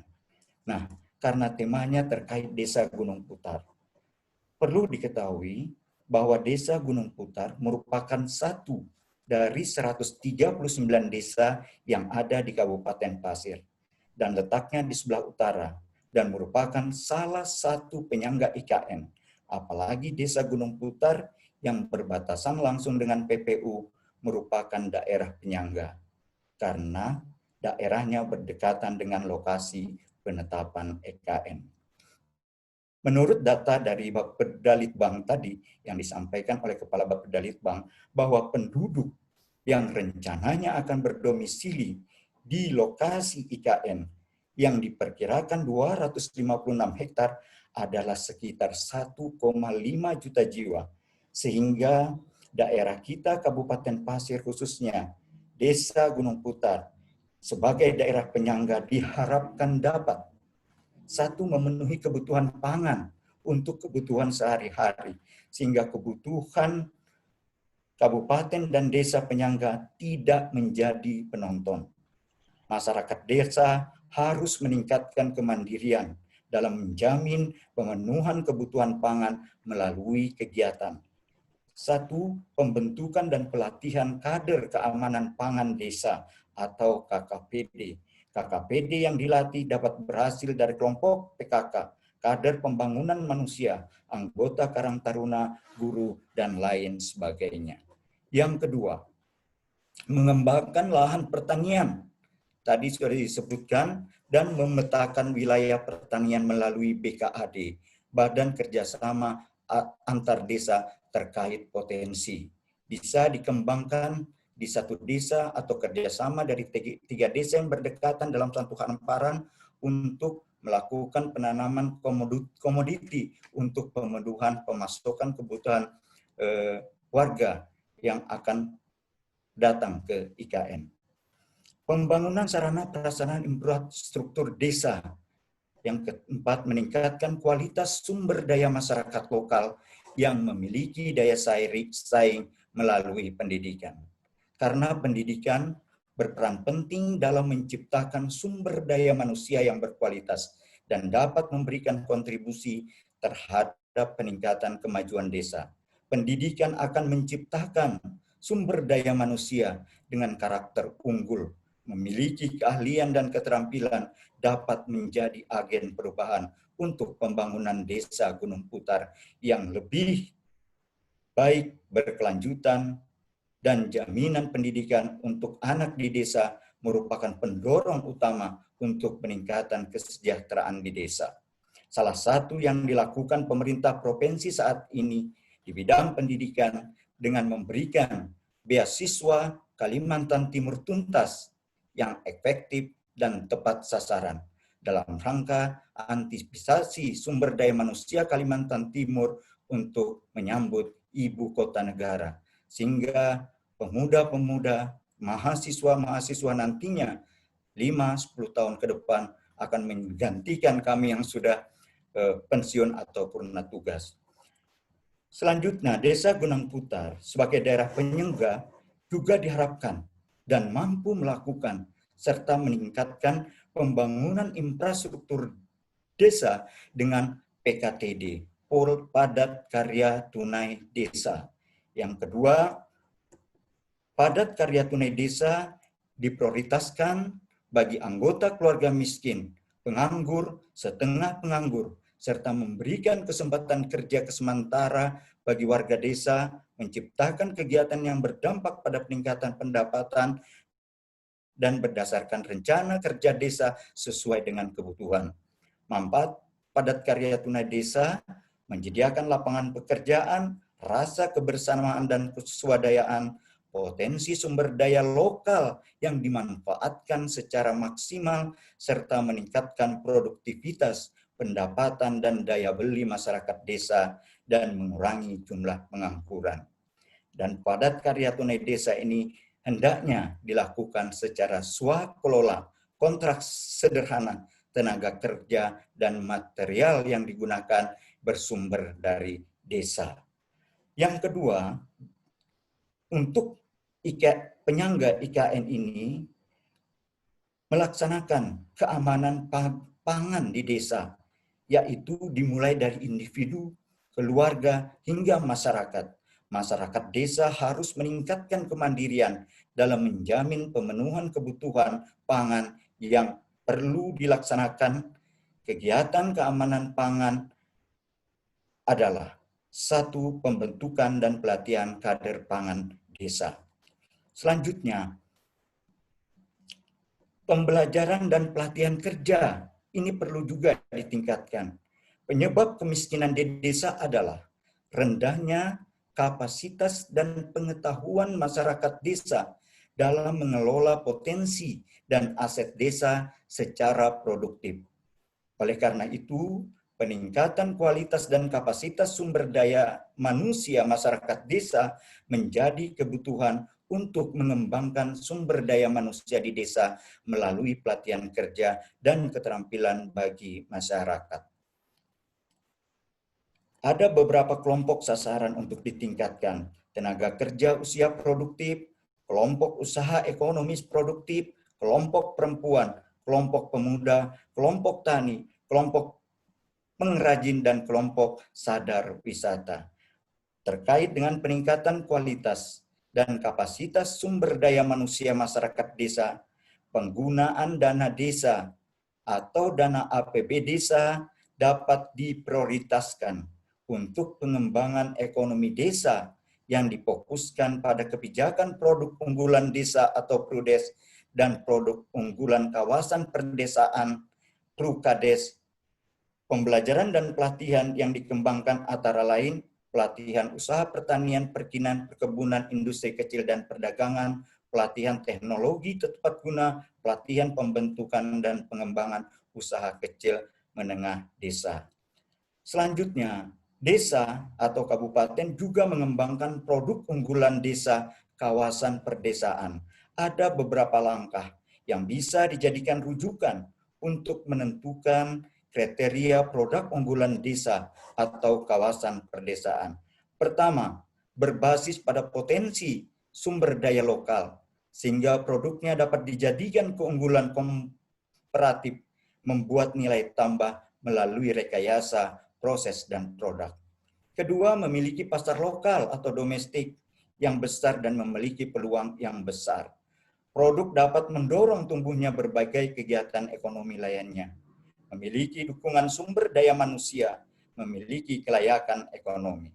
Selanjutnya, pembentukan dan atau pengembangan produk unggulan desa dan atau produk unggulan kawasan perdesaan antara lain misalnya dengan kita membuat terasi goreng dan abon ikan. Nah, ini perlu pengemasan, pengepakan, menjalin kerjasama antar desa dengan membentuk badan kerjasama antar desa. Badan kerjasama antar desa dapat menyelenggarakan musyawarah antar desa untuk membahas peningkatan ekonomi keluarga melalui pelatihan tersebut. Penyelenggaraan pelatihan dikelola oleh BKAD bekerja sama dengan dinas terkait. BKAD membentuk BUMDes bersama yang usaha utamanya adalah memasarkan hasil industri rumahan terasi misalnya. Nah, perlu diketahui dari 139 desa yang ada di Kabupaten Pasir, 121 desa itu BUMDesnya aktif dan berjalan. Dan di 10 kecamatan terdapat BKAD yang menangani UPK yang 7 diantaranya masih aktif dan asetnya di atas 1 miliar rupiah. BUMDes ini juga menjamin kerjasama dengan berbagai pedagang di dalam maupun di luar negeri. Selanjutnya, pembentukan dan pengembangan BUMDes dan BUMDes bersama. Ini salah satu langkah strategis untuk menjadikan desa berdikari di bidang ekonomi dengan membentuk dan mengelola, mengembangkan badan usaha milik desa dan badan usaha milik desa bersama. Pengembangan usaha BUMDes misalnya adalah dengan mengembangkan salah satunya misalnya usaha BUMDes Smart atau BUMDes Smart lainnya dalam pengelolaan sampah. Yang tidak kalah pentingnya di desa atau di kabupaten yaitu pembangunan, pengelolaan dan penataan pasar desa. Pasar desa adalah pasar tradisional yang berkedudukan di desa dan dikelola serta dikembangkan oleh desa melalui BUMDes dengan menggunakan dana desa sebagai penggerak roda ekonomi desa, sebagai ruang publik desa dalam menjalin hubungan sosial, dan sebagai salah satu sumber pendapatan asli desa. Dan perlu mungkin dalam forum ini melalui Bapak Kepala Bapeda Litbang, ini 3 tahun terakhir, mulai usulan beliau di Kabupaten Pasir, melalui dana DAK, itu sudah terbangun 5 pasar desa yang biayanya antara 1,5 miliar bantuan dari pusat yang ada di Desa Jemparing, Laburan, Bukit Seloka, Longkali, RT 7. Nah, ini dalam rangka penggerak roda ekonomi desa dan sebagai ruang publik desa dalam menjalin hubungan sosial dan salah satu sumber pendapatan asli desa apabila dikelola dengan baik. Nah, keuntungan dari pemanfaatan dana desa untuk pembangunan dan pengelolaan pasar desa ini hendaknya dilakukan secara maksimal. Apa keuntungannya? Pertama, sebagai wadah mempertemukan antara pedagang dan pembeli, memotong lajunya barang pabrikan dari luar desa dan juga para tengkulak, memberikan dorongan kepada masyarakat desa untuk lebih kreatif menciptakan berbagai produk, menumbuhkan desa mandiri karena warga desa akan membeli produk-produk dari desanya sendiri. Dan sebelum saya akhiri, ada 2, yaitu desa juga mengembangkan desa wisata seperti yang disampaikan Bapak Kepala Bapeda tadi, karena desa memiliki potensi alamiah, potensi budaya, yakni kehidupan sosial, budaya, kesenian, adat istiadat, mata pencaharian, dan lain sebagainya. Bisa dikembangkan untuk menarik minat wisatawan lokal maupun mancanegara dengan adanya IKN nanti. Datang dan berlibur ke desa, iklim pariwisata yang kondusif dapat tercipta dengan membangun dan menyediakan kebutuhan sarana prasarana desa sehingga dapat berkontribusi terhadap peningkatan potensi desa sekaligus sebagai aset desa dalam rangka percepatan pengembangan destinasi wisata di desa untuk menyambut ibu kota negara. Yang terakhir adalah sistem informasi desa. Dari keseluruhan yang apa kami sampaikan, yang terakhir ini merupakan kunci. Diharapkan kepada Desa Gunung Pitar dan seluruh desa se-Kabupaten Pasir dan Kalimantan Timur, sistem informasi di desa untuk dibangun. Salah satu kegiatan yang menjadi prioritas dalam penggunaan dana desa di bidang pemberdayaan masyarakat kepada desa adalah untuk menganggarkan pengelolaan dan pengembangan sistem informasi desa melalui pengembangan kapasitas dan pengadaan aplikasi, perangkat lunak software dan perangkat keras hardware komputer untuk pendataan dan penyebaran informasi pembangunan dan pemberdayaan masyarakat desa yang dikelola secara terpadu. Penggunaan dana desa sebagai salah satu bagian dari sumber penerimaan dalam APBD tidak bisa dilepas dari proses perencanaan pembangunan desa. Dan perlu diketahui bahwa saat ini desa sedang menyusun rencana RKPDes, Rencana Kerja Pembangunan Desa, yang diawali pada musyawarah desa, yang berakhir pada bulan September. Oleh karena itu, hal-hal yang prioritas dalam rangka mendorong dan sekaligus desa sebagai penyangga untuk dapat segera mengalokasikan prioritas kegiatan yang dimasukkan ke dalam rencana kerja pembangunan desa yang nantinya dituangkan dalam APBDes untuk dilaksanakan, yaitu terkait dengan sistem informasi di desa. Kenapa hal ini kami sampaikan? Ini sangat penting bagi desa untuk menyampaikan informasi-informasi kepada masyarakat lebih luas dan lebih efektif dan efisien. Informasi yang data dan informasi yang faktual dan valid sebagai salah satu inputnya, begitu juga pembangunan desa yang dilakukan oleh pemerintah daerah provinsi maupun pemerintah daerah kabupaten kota harus berdasarkan kondisi keadaan desa secara faktual. Keterpaduan perencanaan pembangunan desa dengan pembangunan kawasan perdesaan dan atau pembangunan daerah mensyaratkan adanya kebijakan satu data. Demikian mungkin yang dapat kami sampaikan terkait seminar pada hari ini. Lebih kurang kami mohon maaf dan kami akhiri. Wabillahi taufik wal hidayah. Assalamualaikum warahmatullahi taala wabarakatuh. Waalaikumsalam warahmatullahi wabarakatuh. Baik, kami ucapkan terima kasih banyak kepada yang terhormat Bapak Latif Esos MM selaku Kepala Bidang Pemberdayaan Masyarakat DPMB Pasir yang telah memberikan paparan terhadap kemajuan desa serta pengembangan pengelolaan di desa. Terima kasih banyak Bapak. Lalu kita akan lanjutkan kepada para audiens untuk sesi tanya jawab. Dipersilahkan untuk pertanyaan. Apabila ada pertanyaan, dipersilahkan.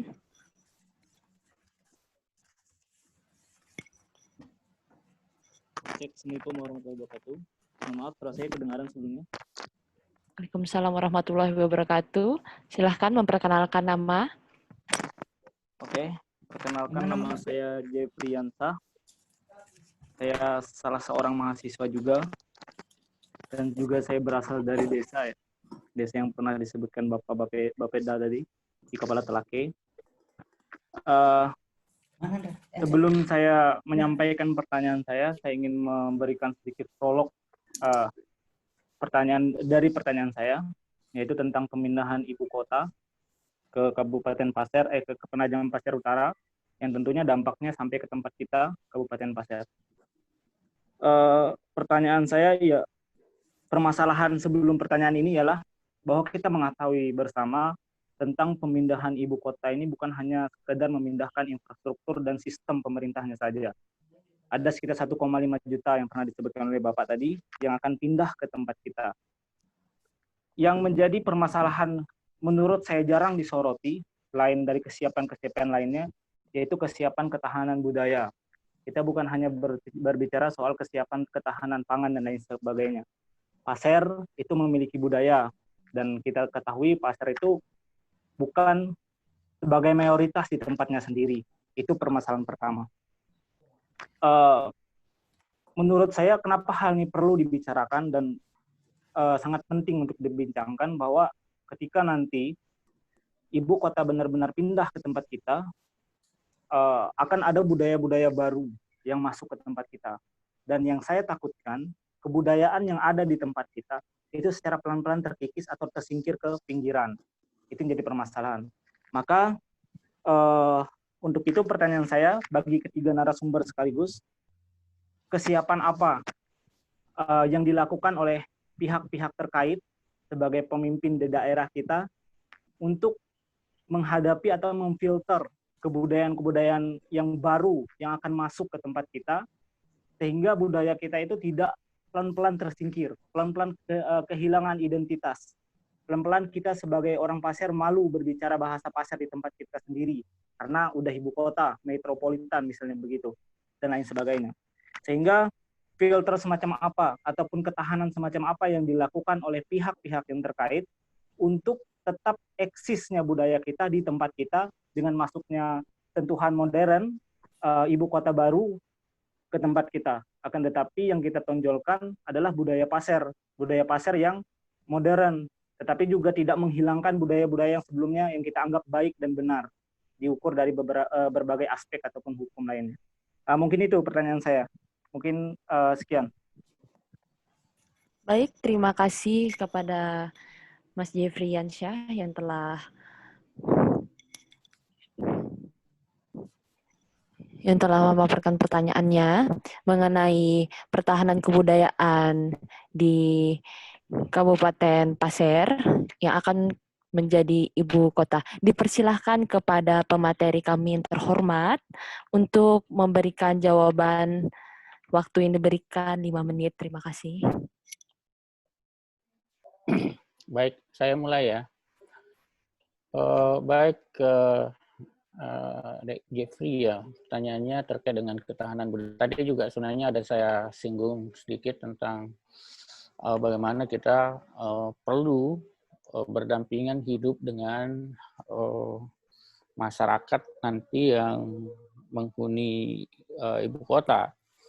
Tadi saya sampaikan bahwa diperkirakan 1,5 juta orang akan berpindah secara bertahap tentu saja di tahun 2024 itu. Dan mereka tentu berasal dari berbagai latar belakang budaya, ya, dan suku. Ya. Nah, apa yang harus kita persiapkan? Tentu saja pemerintah menjadikan budaya sebagai salah satu program prioritas. Kita misalnya Kabupaten Pasir, salah satu misinya kan ada di misi kelima, memperkuat kohesivitas sosial budaya ya dan adat istiadat. Artinya pemerintah saat ini juga sangat memperhatikan budaya. Saat ini juga sudah kita membangun rumah ya yang Kuta Adat itu, yang rencananya tahun depan kita lanjutkan pembangunannya. Ini nanti akan menjadi pusat-pusat budaya di mana nanti kegiatan-kegiatan kebudayaan adat khususnya terkait dengan pasir akan dilestarikan dan juga nanti akan melibatkan semua pemangku kepentingan termasuk tentu saja remaja ya yang nanti bisa jadi menjadi objek yang paling utama dari masuknya budaya-budaya luar atau budaya-budaya baru yang masuk ke daerah kita. Nah, dengan adanya kegiatan seperti itu, kita melakukan kegiatan-kegiatan budaya, event budaya secara rutin setiap tahun. Nah, sekarang juga sudah ada parade budaya ya yang dilakukan hampir setiap tahun kita laksanakan pada bulan Desember menjelang hari jadi Kabupaten Pasir. Nah, hari jadi Kabupaten Pasir yang kita peringati setiap tanggal 29 Desember itu juga sudah dilingkupi dengan budaya-budaya lokal. Misalnya kita harus menggunakan baju adat lokal, ya kan. Bahkan ke depan kalau bisa pada saat itu juga kita mencoba menggunakan bahasa Pasir. Di sekolah juga tentu saja harus didorong untuk menggunakan atau memasukkan kegiatan muatan lokalnya bahasa Pasir ya supaya bahasa Pasir itu tetap ada ya. Bahkan nanti bahasa gaulnya bisa saja menjadi bahasa Pasir ya. Kalau dulu pakai gua gitu, gue kan di Jakarta, nanti pakai apa di sini ya? Bahasa Pasir. Nah, saya kira itu harus tetap dilestarikan khususnya bagi anak-anak yang masih remaja ya. Nah, generasi milenial kan sekarang ini lebih banyak menggunakan bahasa-bahasa prokem ya, bahasa-bahasa modern yang menjadi bahasa gaul. Nah, ke depan tentu kita mendorong pelibatan pemuda khususnya dalam event-event budaya gitu. Nanti kalau rumah Kuta Adat kita itu jadi kan nanti menjadi pusat kegiatan budaya. Nah, khususnya budaya Pasir. Nanti kita akan melakukan event-event secara rutin, bisa nanti setiap minggu kalau itu sudah ada. Ada event-event setiap minggu kita lakukan untuk melestarikan budaya. Dan ini mungkin menjadi nanti wisata budaya. Jadi orang-orang dari ibu kota atau mereka yang nanti berpindah ke ibu kota juga akan tertarik dengan kalau kita melakukan event-event budaya secara rutin di Kabupaten Pasir. Nah, karena kita sudah punya wadahnya. Kemarin kan sudah di Kuaro ya kita bangun. Nah, rencananya di Pasir kan sudah juga kita bangun itu, tapi belum selesai ya. Nah, rencananya tahun depan itu kita lanjutkan sampai selesai untuk menjadi pusat-pusat kegiatan budaya sehingga kita bisa memfilter seperti yang diharapkan tadi Mas Jeffrey, memfilter budaya-budaya lain yang masuk ke wilayah kita. Mungkin itu, makasih. Baik, terima kasih kepada Bapak Muhsin SSMA selaku Kepala Bapeda Pasir yang telah memberikan jawabannya. Bagaimana kepada Mas Jeffrey, apakah cukup? Oke, saya rasa cukup ya. Mungkin dua narasumber lagi belum jawab mungkin, biar lebih komplit gitu.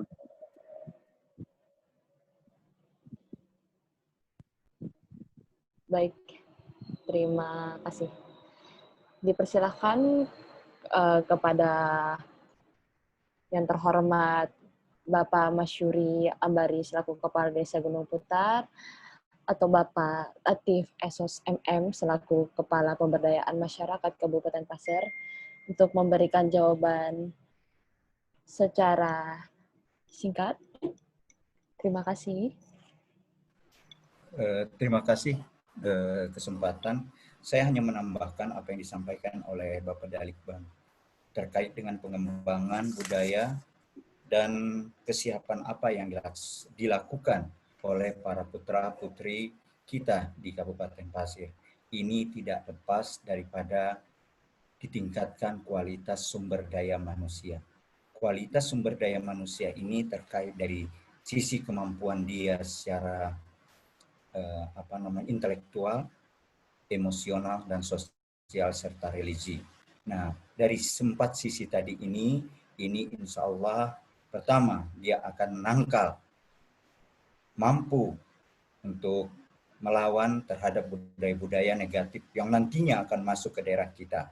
Yang kedua, dengan sumber daya yang berkualitas pada masyarakat lokal nanti, ini juga akan membawa perubahan terhadap budaya-budaya yang ada.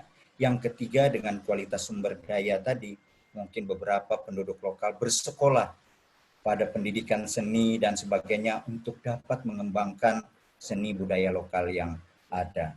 Jadi sekali lagi, untuk menangkal kesiapan apa yang dilakukan tidak terlepas dari kesiapan sumber daya manusia yang berkualitas dapat memberikan kontribusi terhadap kemajuan desa, khususnya terkait pengembangan sumber dan budaya yang ada. Terima kasih. Baik, terima kasih kepada Bapak Mas Latif Esos MM selaku Kepala Pemberdayaan Masyarakat yang telah memberikan jawabannya. Terima kasih banyak.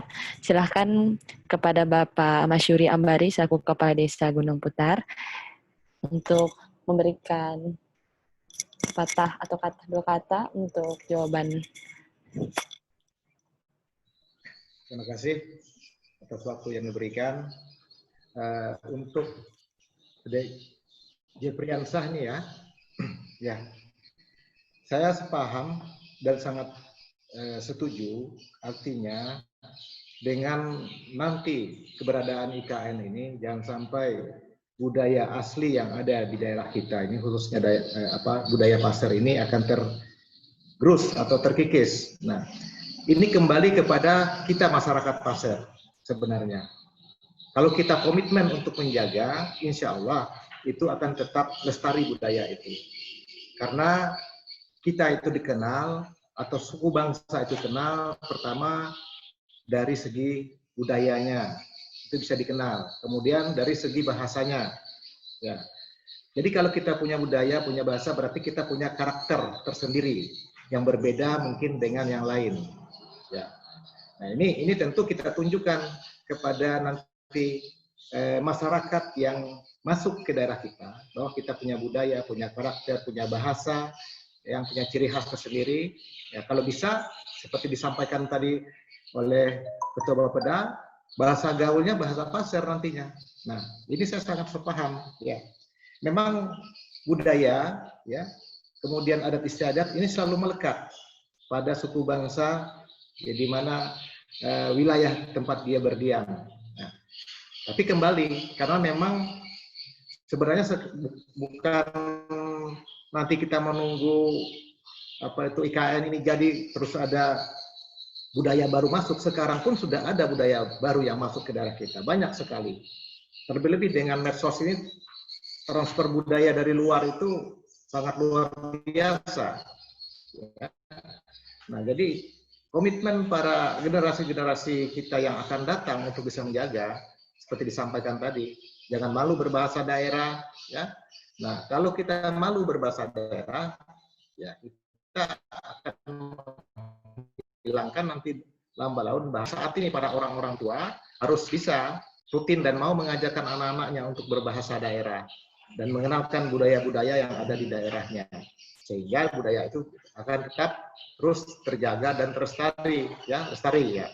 Kemudian harapan kita juga ke pemerintah daerah, seperti yang disampaikan tadi oleh Ketua Bapeda, ya itu selalu ada event-event tahunan ya untuk melestarikan budaya itu, sehingga yang generasi muda ini akan selalu kita harapkan berpartisipasi, ikut serta dalam event-event tersebut ya. Dan di sekolah-sekolah juga ya, bukan hanya bahasa yang untuk muatan lokalnya, kalau bisa seperti pengembangan seni budayanya pun juga dilaksanakan ya di sekolah-sekolah kita. Nah, jadi kita lihat ada beberapa kelompok seni pasir ya yang ada di Tanah Pasir atau di Wiroto sudah ada sampai terkenal di luar negeri. Nah, ini tetap dipertahankan, kalau perlu ke depannya kita tingkatkan. Nah, siapa lagi yang kita harapkan ya selain kita bersama dan juga generasi-generasi muda yang akan datang ini untuk bisa memperjuangkan, mempertahankan dan mengembangkannya ke depan. Mungkin seperti itu tambahan dari saya. Terima kasih.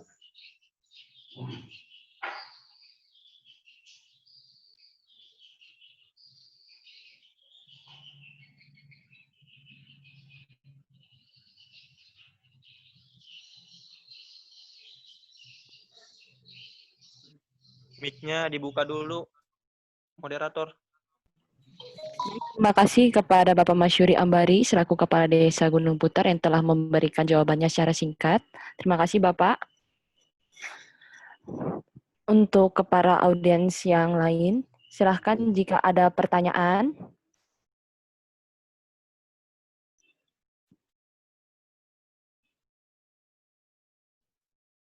Masuk moderator.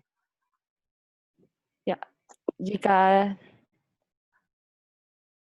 Halo, baik. Ya, izin bertanya. Silahkan, namanya. Ya, nama saya Abu Ali Hasan, bisa dipanggil Ali, seorang mahasiswa juga, tinggal di desa juga. Tadi mungkin ada beberapa hal yang disinggung tentang bagaimana sih berbagai macam perspektif tentang IKN. Memang saya pikir cukup sangat luas gitu, dari perspektif pembangunan, baru swadaya masyarakatnya, baru dalam penataan dari daerah, desa gitu. Pertanyaan saya, kita melihat tuh tadi disinggung masalah kenapa sih ibu kota harus pindah, dari pemateri dikatakan seperti itu. Di Jakarta karena sering ini. Nah, saya juga beropini bahwa suatu saat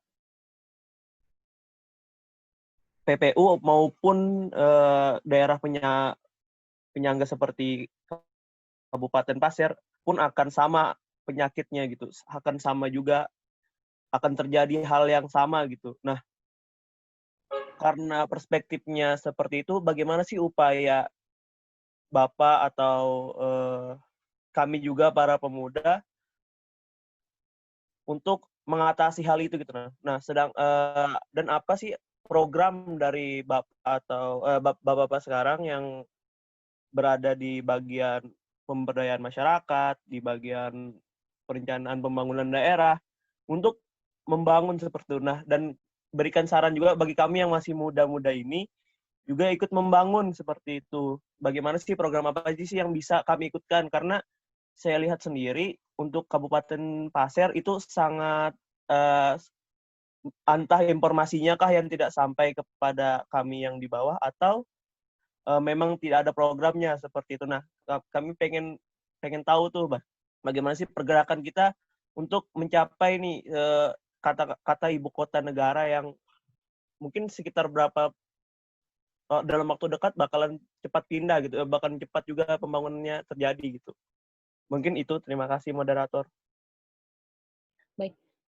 Terima kasih kepada Mas Abu Ali Hasan untuk pertanyaannya. Dipersilahkan kepada beberapa pemateri kita yang terhormat untuk menjawab pertanyaannya secara singkat. Waktu diberikan 5 menit, Bapak. Terima kasih. Baik, memang sebenarnya mengelola sebuah daerah itu lebih bagus kalau dimulai dari awal. Artinya penataannya itu bisa lebih terstruktur, ya. Artinya kalau ibu kota itu kita mulai dari awal membangunnya, menatanya itu lebih mudah, jauh lebih mudah dibanding dengan Jakarta. Nah, tadi kan dikhawatirkan akan terjadi hal yang sama di Jakarta. Pertama terkait dengan banjir, ya. Banjir tentu saja ibu kota bebas dari banjir. Nah, itu tentu tidak akan terjadi, ya, kalau kita melihat dari struktur yang ada, struktur tanah yang ada. Nah, maka sebenarnya begitu ini dibangun, maka program-program kelestarian lingkungan itu akan mengikuti, sehingga tidak terjadi misalnya katakanlah penebangan liar. Masyarakat akan menjaga ekosistem, ada pengawasan lingkungan yang lebih kuat gitu, sehingga tidak terjadi eksploitasi lahan, eksploitasi hutan dan seterusnya, sehingga terjaga kelestarian lingkungan. Nah, kita lihat juga konsep ibu kota yang dibangun ini kan konsepnya tetap mempertahankan hutan, ya. Ada bangunan tapi hutan-hutan di sekitarnya dipertahankan, dan itu tentu akan terus dijaga sehingga akan menghindari hal-hal yang terjadi. Nah, kemudian dari sisi penduduk, kita akan datangkan ada sekitar 1.500.000, tentu jauh dari jumlah Jakarta yang jumlahnya sekitar 10 juta orang, ya, jauh di bawah itu. Nah, sehingga kepadatan penduduk itu bisa dijaga karena nanti akan terpisah antara kota pemerintahan dengan kota industri. Jakarta akan menjadi tetap kota industri di mana nanti ya masyarakatnya akan tetap bekerja di sana, ya kan? Jadi pusat industri. Lalu kemudian ini kota pemerintahan sehingga tidak kemudian mengundang banyak orang untuk datang gitu, karena Jakarta tetap dipertahankan sebagai kota industri. Nah, apa yang dilakukan oleh pemerintah? Nah, tadi saya sudah pernah dikatakan oleh Pak Asnan tadi juga pemberdayaan manusia melalui peningkatan sumber daya manusia. Nah, pemuda-pemuda atau generasi muda itu harus meningkatkan kapasitas dirinya, kompetensi dirinya. Nah, bagaimana peran pemerintah? Setiap tahun pemerintah daerah melakukan peningkatan keterampilan bagi generasi muda. Ada pelatihan-pelatihan yang kita lakukan melalui Balai Latihan Kerja, ya, di Dinas Kerja dan Transmigrasi. Nah, bisa kemudian generasi muda mengikuti kegiatan keterampilan-keterampilan itu meningkatkan kapasitasnya sehingga bisa kemudian bersaing dengan orang luar untuk mendapatkan pekerjaan. Nah, kemudian kita juga sudah bekerja sama dengan Politeknik Negeri Samarinda, ya. Kita ada politeknik di sini yang sudah dibangun. Nah, masyarakat generasi muda bisa masuk ke politeknik ini untuk meningkatkan kapasitas keterampilan mereka. Di situ ada otomotif, ya, lalu kemudian ada teknik alat berat, ada kimia. Yang itu kemudian bisa memiliki keterampilan untuk bersaing. Nah, kita memiliki program-program itu. Di samping itu tentu saja generasi muda memang harus terus mencari peluang-peluang untuk mengembangkan dirinya, membaca peluang-peluang. Nah, jadi petani juga sebenarnya adalah bukan hal yang rendah itu. Petani kalau kemudian nanti sektor pertanian ini kita kembangkan, generasi muda juga bisa menjadi petani yang modern. Nah, sekarang pertanian kan sudah didukung oleh alat-alat modern, didukung oleh mesin-mesin modern sehingga produksi pertanian itu bisa. Di Australia misalnya itu banyak yang memilih pertanian, ya. Mereka jadi kaya karena bertani secara profesional. Nah, itu sebenarnya bisa dilakukan generasi muda di sini gitu. Di desa pun juga begitu. Di desa kan juga ada pelatihan-pelatihan keterampilan dilakukan oleh desa untuk meningkatkan kapasitas masyarakatnya. Nah, itu bisa terus dikembangkan. Nah, di tingkat desa juga ada BUMDes, ya, yang BUMDes itu juga bisa diberdayakan untuk meningkatkan pendapatan masyarakat.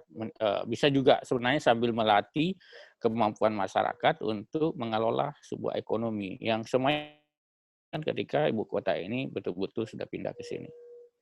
Mungkin itu, terima kasih.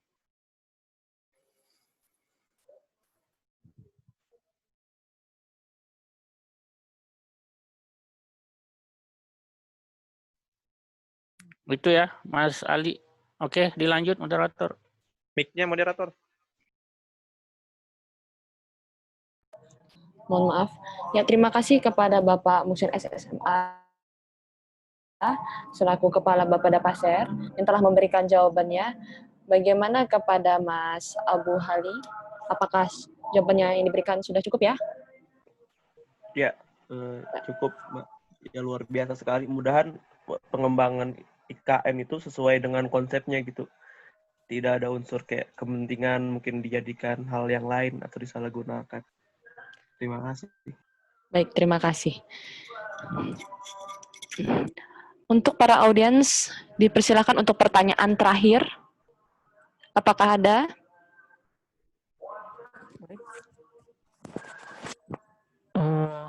Saya mau bertanya ya. Ya, silakan. Sebelumnya perkenalkan nama saya Sarminto. Saya berasal dari desa juga. Cukup menarik ya diskusi hari ini terkait masalah pemindahan ibu kota ke Kabupaten PPU Penajam Pasir Utara. Nah, ada beberapa pemaparan dari para narasumber tadi ya yang saya tangkap. Jadi yang ingin saya tanyakan di sini, melihat kondisi-kondisi masyarakat pasir khususnya di daerah perdesaan di Kecamatan Longkali ya, realnya sampai saat ini sangat susah sekali mendapatkan pekerjaan, Pak, khususnya di Kabupaten Pasir sendiri. Nah, mungkin dikarenakan mereka kurangnya pengetahuan atau seperti apa. Tadi juga disampaikan melalui pelatihan di balai desa ya atau seperti apa. Yang saya harapkan, masukan saja kepada para narasumber, harapan saya untuk kedepannya pelatihan-pelatihan tersebut dilaksanakan ya di setiap desa. Dikarenakan yang saya lihat di desa-desa tersebut, mereka tidak punya link atau channel ya, atau memberanikan diri langsung untuk datang di Grogot untuk melakukan pelatihan-pelatihan tersebut. Nah, jadi yang saya lihat kondisi sekarang ini, susahnya mereka untuk mendapatkan pekerjaan, apalagi dengan datangnya IKN nanti, seperti itu. Bagaimana cara dari para narasumber ya, untuk kedepannya, agar masyarakat-masyarakat atau pemuda-pemuda yang di desa ini bisa mendapatkan pekerjaan sesuai dengan bidang mereka, seperti walaupun mereka kurangnya kompetensi mungkin dari pendatang-pendatang yang lainnya. Tapi kalau saya lihat sampai saat ini ya, tidak begitu jauh ya antara masyarakat desa sendiri sama pendatang-pendatang dari luar yang bekerja di Kabupaten Pasir ataupun di kabupaten yang lainnya. Hanya saja yang memperkuat mereka di suatu pekerjaan atau perusahaan tersebut memainkan peran orang dalam, sehingga sangat kuat sekali mereka dan sangat mudah sekali untuk masuk bekerja seperti itu. Sedangkan orang-orang lokal ini tidak punya hal-hal yang seperti itu. Nah, seperti itu. Jadi pertanyaan saya untuk para narasumber yaitu tadi, bagaimana kedepannya yang dilakukan untuk mencegah itu terjadi seperti itu. Terima kasih. Terima kasih kepada Mas Sarminto untuk pertanyaannya. Dipersilahkan kepada langsung 3 narasumber kita untuk menjawab secara singkat. Terima kasih. Pasnan, silakan Pasnan.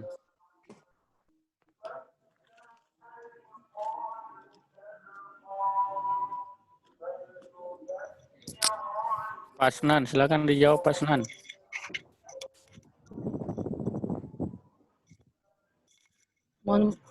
Mohon maaf Bapak yang terhormat. Ya. Terima kasih moderator dan pertanyaannya. Mungkin sedikit kami berbagi terkait dengan peningkatan kapasitas sumber daya manusia. Dalam hal ini pelatihan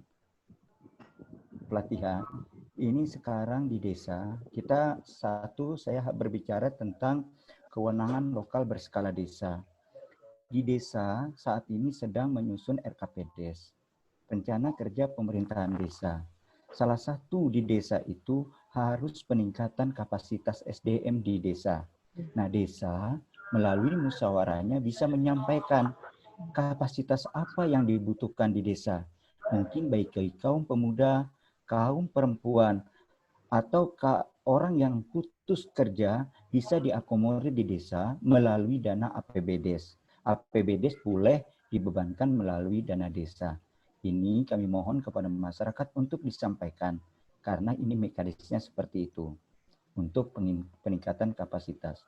Yang kedua, desa, tadi bisa disampaikan kepada Kepala Bapeda, itu pada Dinasker, Dinas Tenaga Kerja, itu memiliki balai latihan kerja. Balai latihan kerja ini bisa menampung warga desa atau warga masyarakat untuk ditingkatkan kapasitas keterampilannya melalui balai latihan kerja. Mungkin yang hobi pertukangan, menjahit, perbengkelan, dan lain sebagainya. Ini silakan diusulkan dan disampaikan melalui Dinas Tenaga Kerja, melalui balai latihan kerja.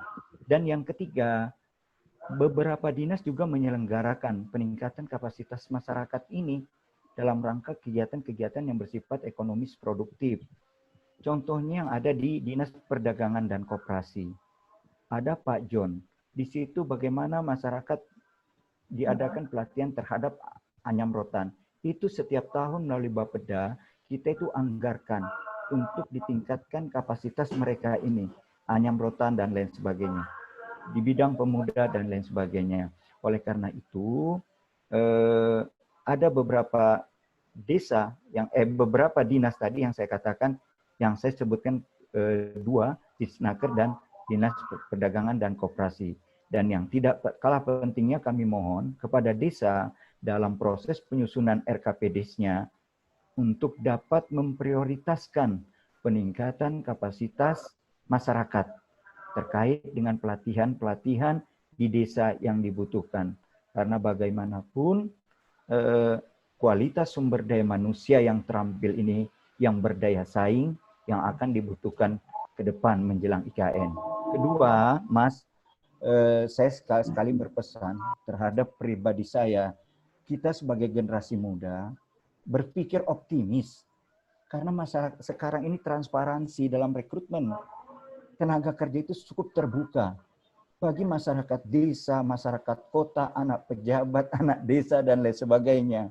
Nah, oleh karena itu, dengan rekrutmen pegawai itu tidak ada lagi pembatas. Tapi siapa SDM-nya mampu, siapa SDM-nya berkualitas, siapa SDM-nya bisa memiliki daya saing, dialah yang diterima. Contoh, penerimaan pegawai negeri. Saat ini sampean tes, menit ini terbuka, sampean gugur. Jadi tidak ada zaman 90-an yang bisa bekerja itu anak pejabat. Ini menurut pendapat saya. Jadi artinya generasi muda, para mahasiswa, termasuk kami, ayo kita optimis. Optimis saja tidak cukup, tapi coba bangun karakter kita. Apabila kita berpikir bisa, kita pasti bisa. Dengan catatan, usaha, belajar. Tingkatkan kualitas kemampuan kita. Saya pernah berbicara dengan Kideko. Kita tidak mendiskriminasikan masyarakat pasir. Saya bagian dari orang pasir.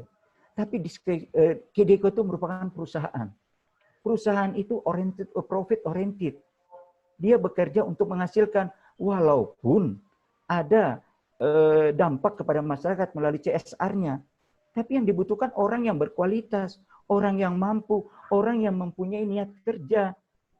Nah, jadi coba kita berkompetisi, banyak masyarakat kita yang sudah bekerja di Kideko. Tapi orang-orang yang diterima tadi, saya katakan, perusahaan itu orientasinya profit oriented. Jadi orang-orang yang memang bisa bekerja, orang ada memiliki daya saing dan lain sebagainya, dan berkualitas. Nah, ke depan kami meminta kepada generasi muda berpikir dan ayo kita bersaing dengan kualitas dan SDM kita masing-masing. Mungkin saya agak terbata-bata, mungkin itu pesan-pesan moral yang bisa saya sampaikan. Jangan kita pesimis. Ayo generasi muda kita optimis. lapangan kerja terbuka bagi siapa yang memiliki sumber daya manusia yang mampu bersaing. Terima kasih. Baik, terima kasih banyak kepada Bapak Asnan Latif SOS MM selaku Kepala Pemberdayaan Masyarakat Kabupaten Pasir. Terima kasih Bapak atas jawabannya. Inti jawabannya untuk meningkatkan kualitas SDM dan tetap optimis untuk bagi para generasi muda kita. Bagaimana Mas Sarminto untuk jawabannya? Apakah cukup? Sudah cukup jelas ya. Baik, terima kasih untuk Mas Sarminto. Dan saya ingin mengucapkan banyak terima kasih kepada yang terhormat Bapak Muhsin SSMA selaku Kepala Desa Kabupaten Pasir. Oh, mohon maaf, salah. Bapak Muhsin SSMA selaku Kepala Bapeda Kabupaten Pasir. Lalu dilanjut. Thank Terima you. kasih banyak. Bapak Masyuri Ambari selaku Kepala Desa Gunung Putar. Lalu yang terhormat, terima kasih banyak kepada Bapak Latif SOS MM, Kepala Pemberdayaan. Kepala Bidang. Asnan Latif. Iya, Kepala Bidang. Kepala Bidang Pemberdayaan Masyarakat. Kepala Pemberdayaan Masyarakat. Kepala Bidang. Kepala Bidang Pemberdayaan Masyarakat. Mohon maaf Pak, Ya. salah. Iya. Iya. Trainer Terima kasih juga. banyak Bapak. Ya, saya selaku moderator Devita mohon maaf apabila banyak salah kata atas kekurangan. Mohon maaf Bapak semuanya dan para audiens. Dan That's right. Dan seminar ini akan dilanjut kepada MC kami, Umi, dipersilahkan. Thank you, Devita. Terima kasih, Bapak. Baik, terima kasih, Devita. Sebelum mengakhiri acara ini, para audiens bisa ini mengaktifkan kameranya. Kita mengadakan sesi foto bersama ya. Operator, Susi, bisa difotokan?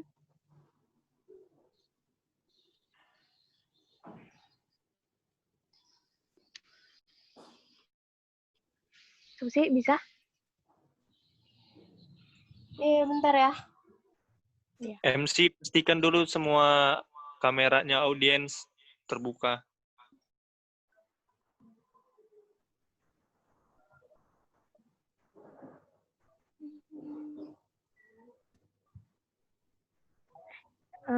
Muhammad Irwandi, kemudian Bapak Sekdes, kemudian Abu Ali Hasan dengan M. Arsyad,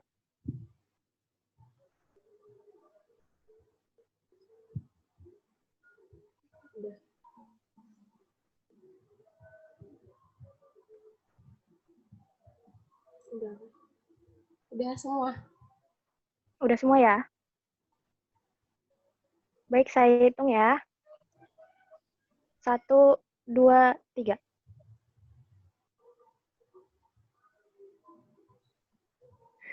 Tunggu sebentar, ada Pak Sekdes. Oh, Pak Sekdesnya belum kah? Tadi bilang udah semua. Maaf. Ya. Udah.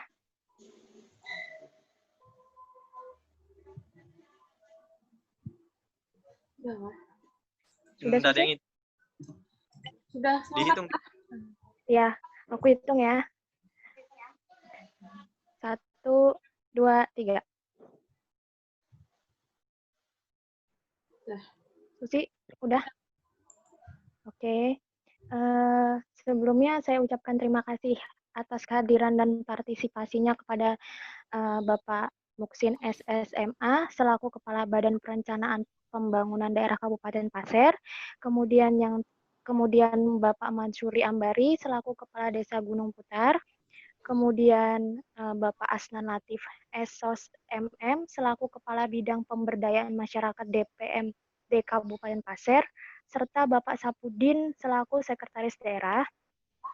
Dan kepada audiens saya ucapkan terima kasih karena telah bergabung dan menyempatkan waktunya dalam seminar online pada hari ini. Atas nama seluruh rekan-rekan KKN 46 Desa Gunung Putar, kami memohon maaf bila ada kata-kata yang kurang berkenan. Terima kasih atas waktunya. kita akhiri. Assalamualaikum warahmatullahi wabarakatuh dan selamat siang. Waalaikumsalam warahmatullahi wabarakatuh.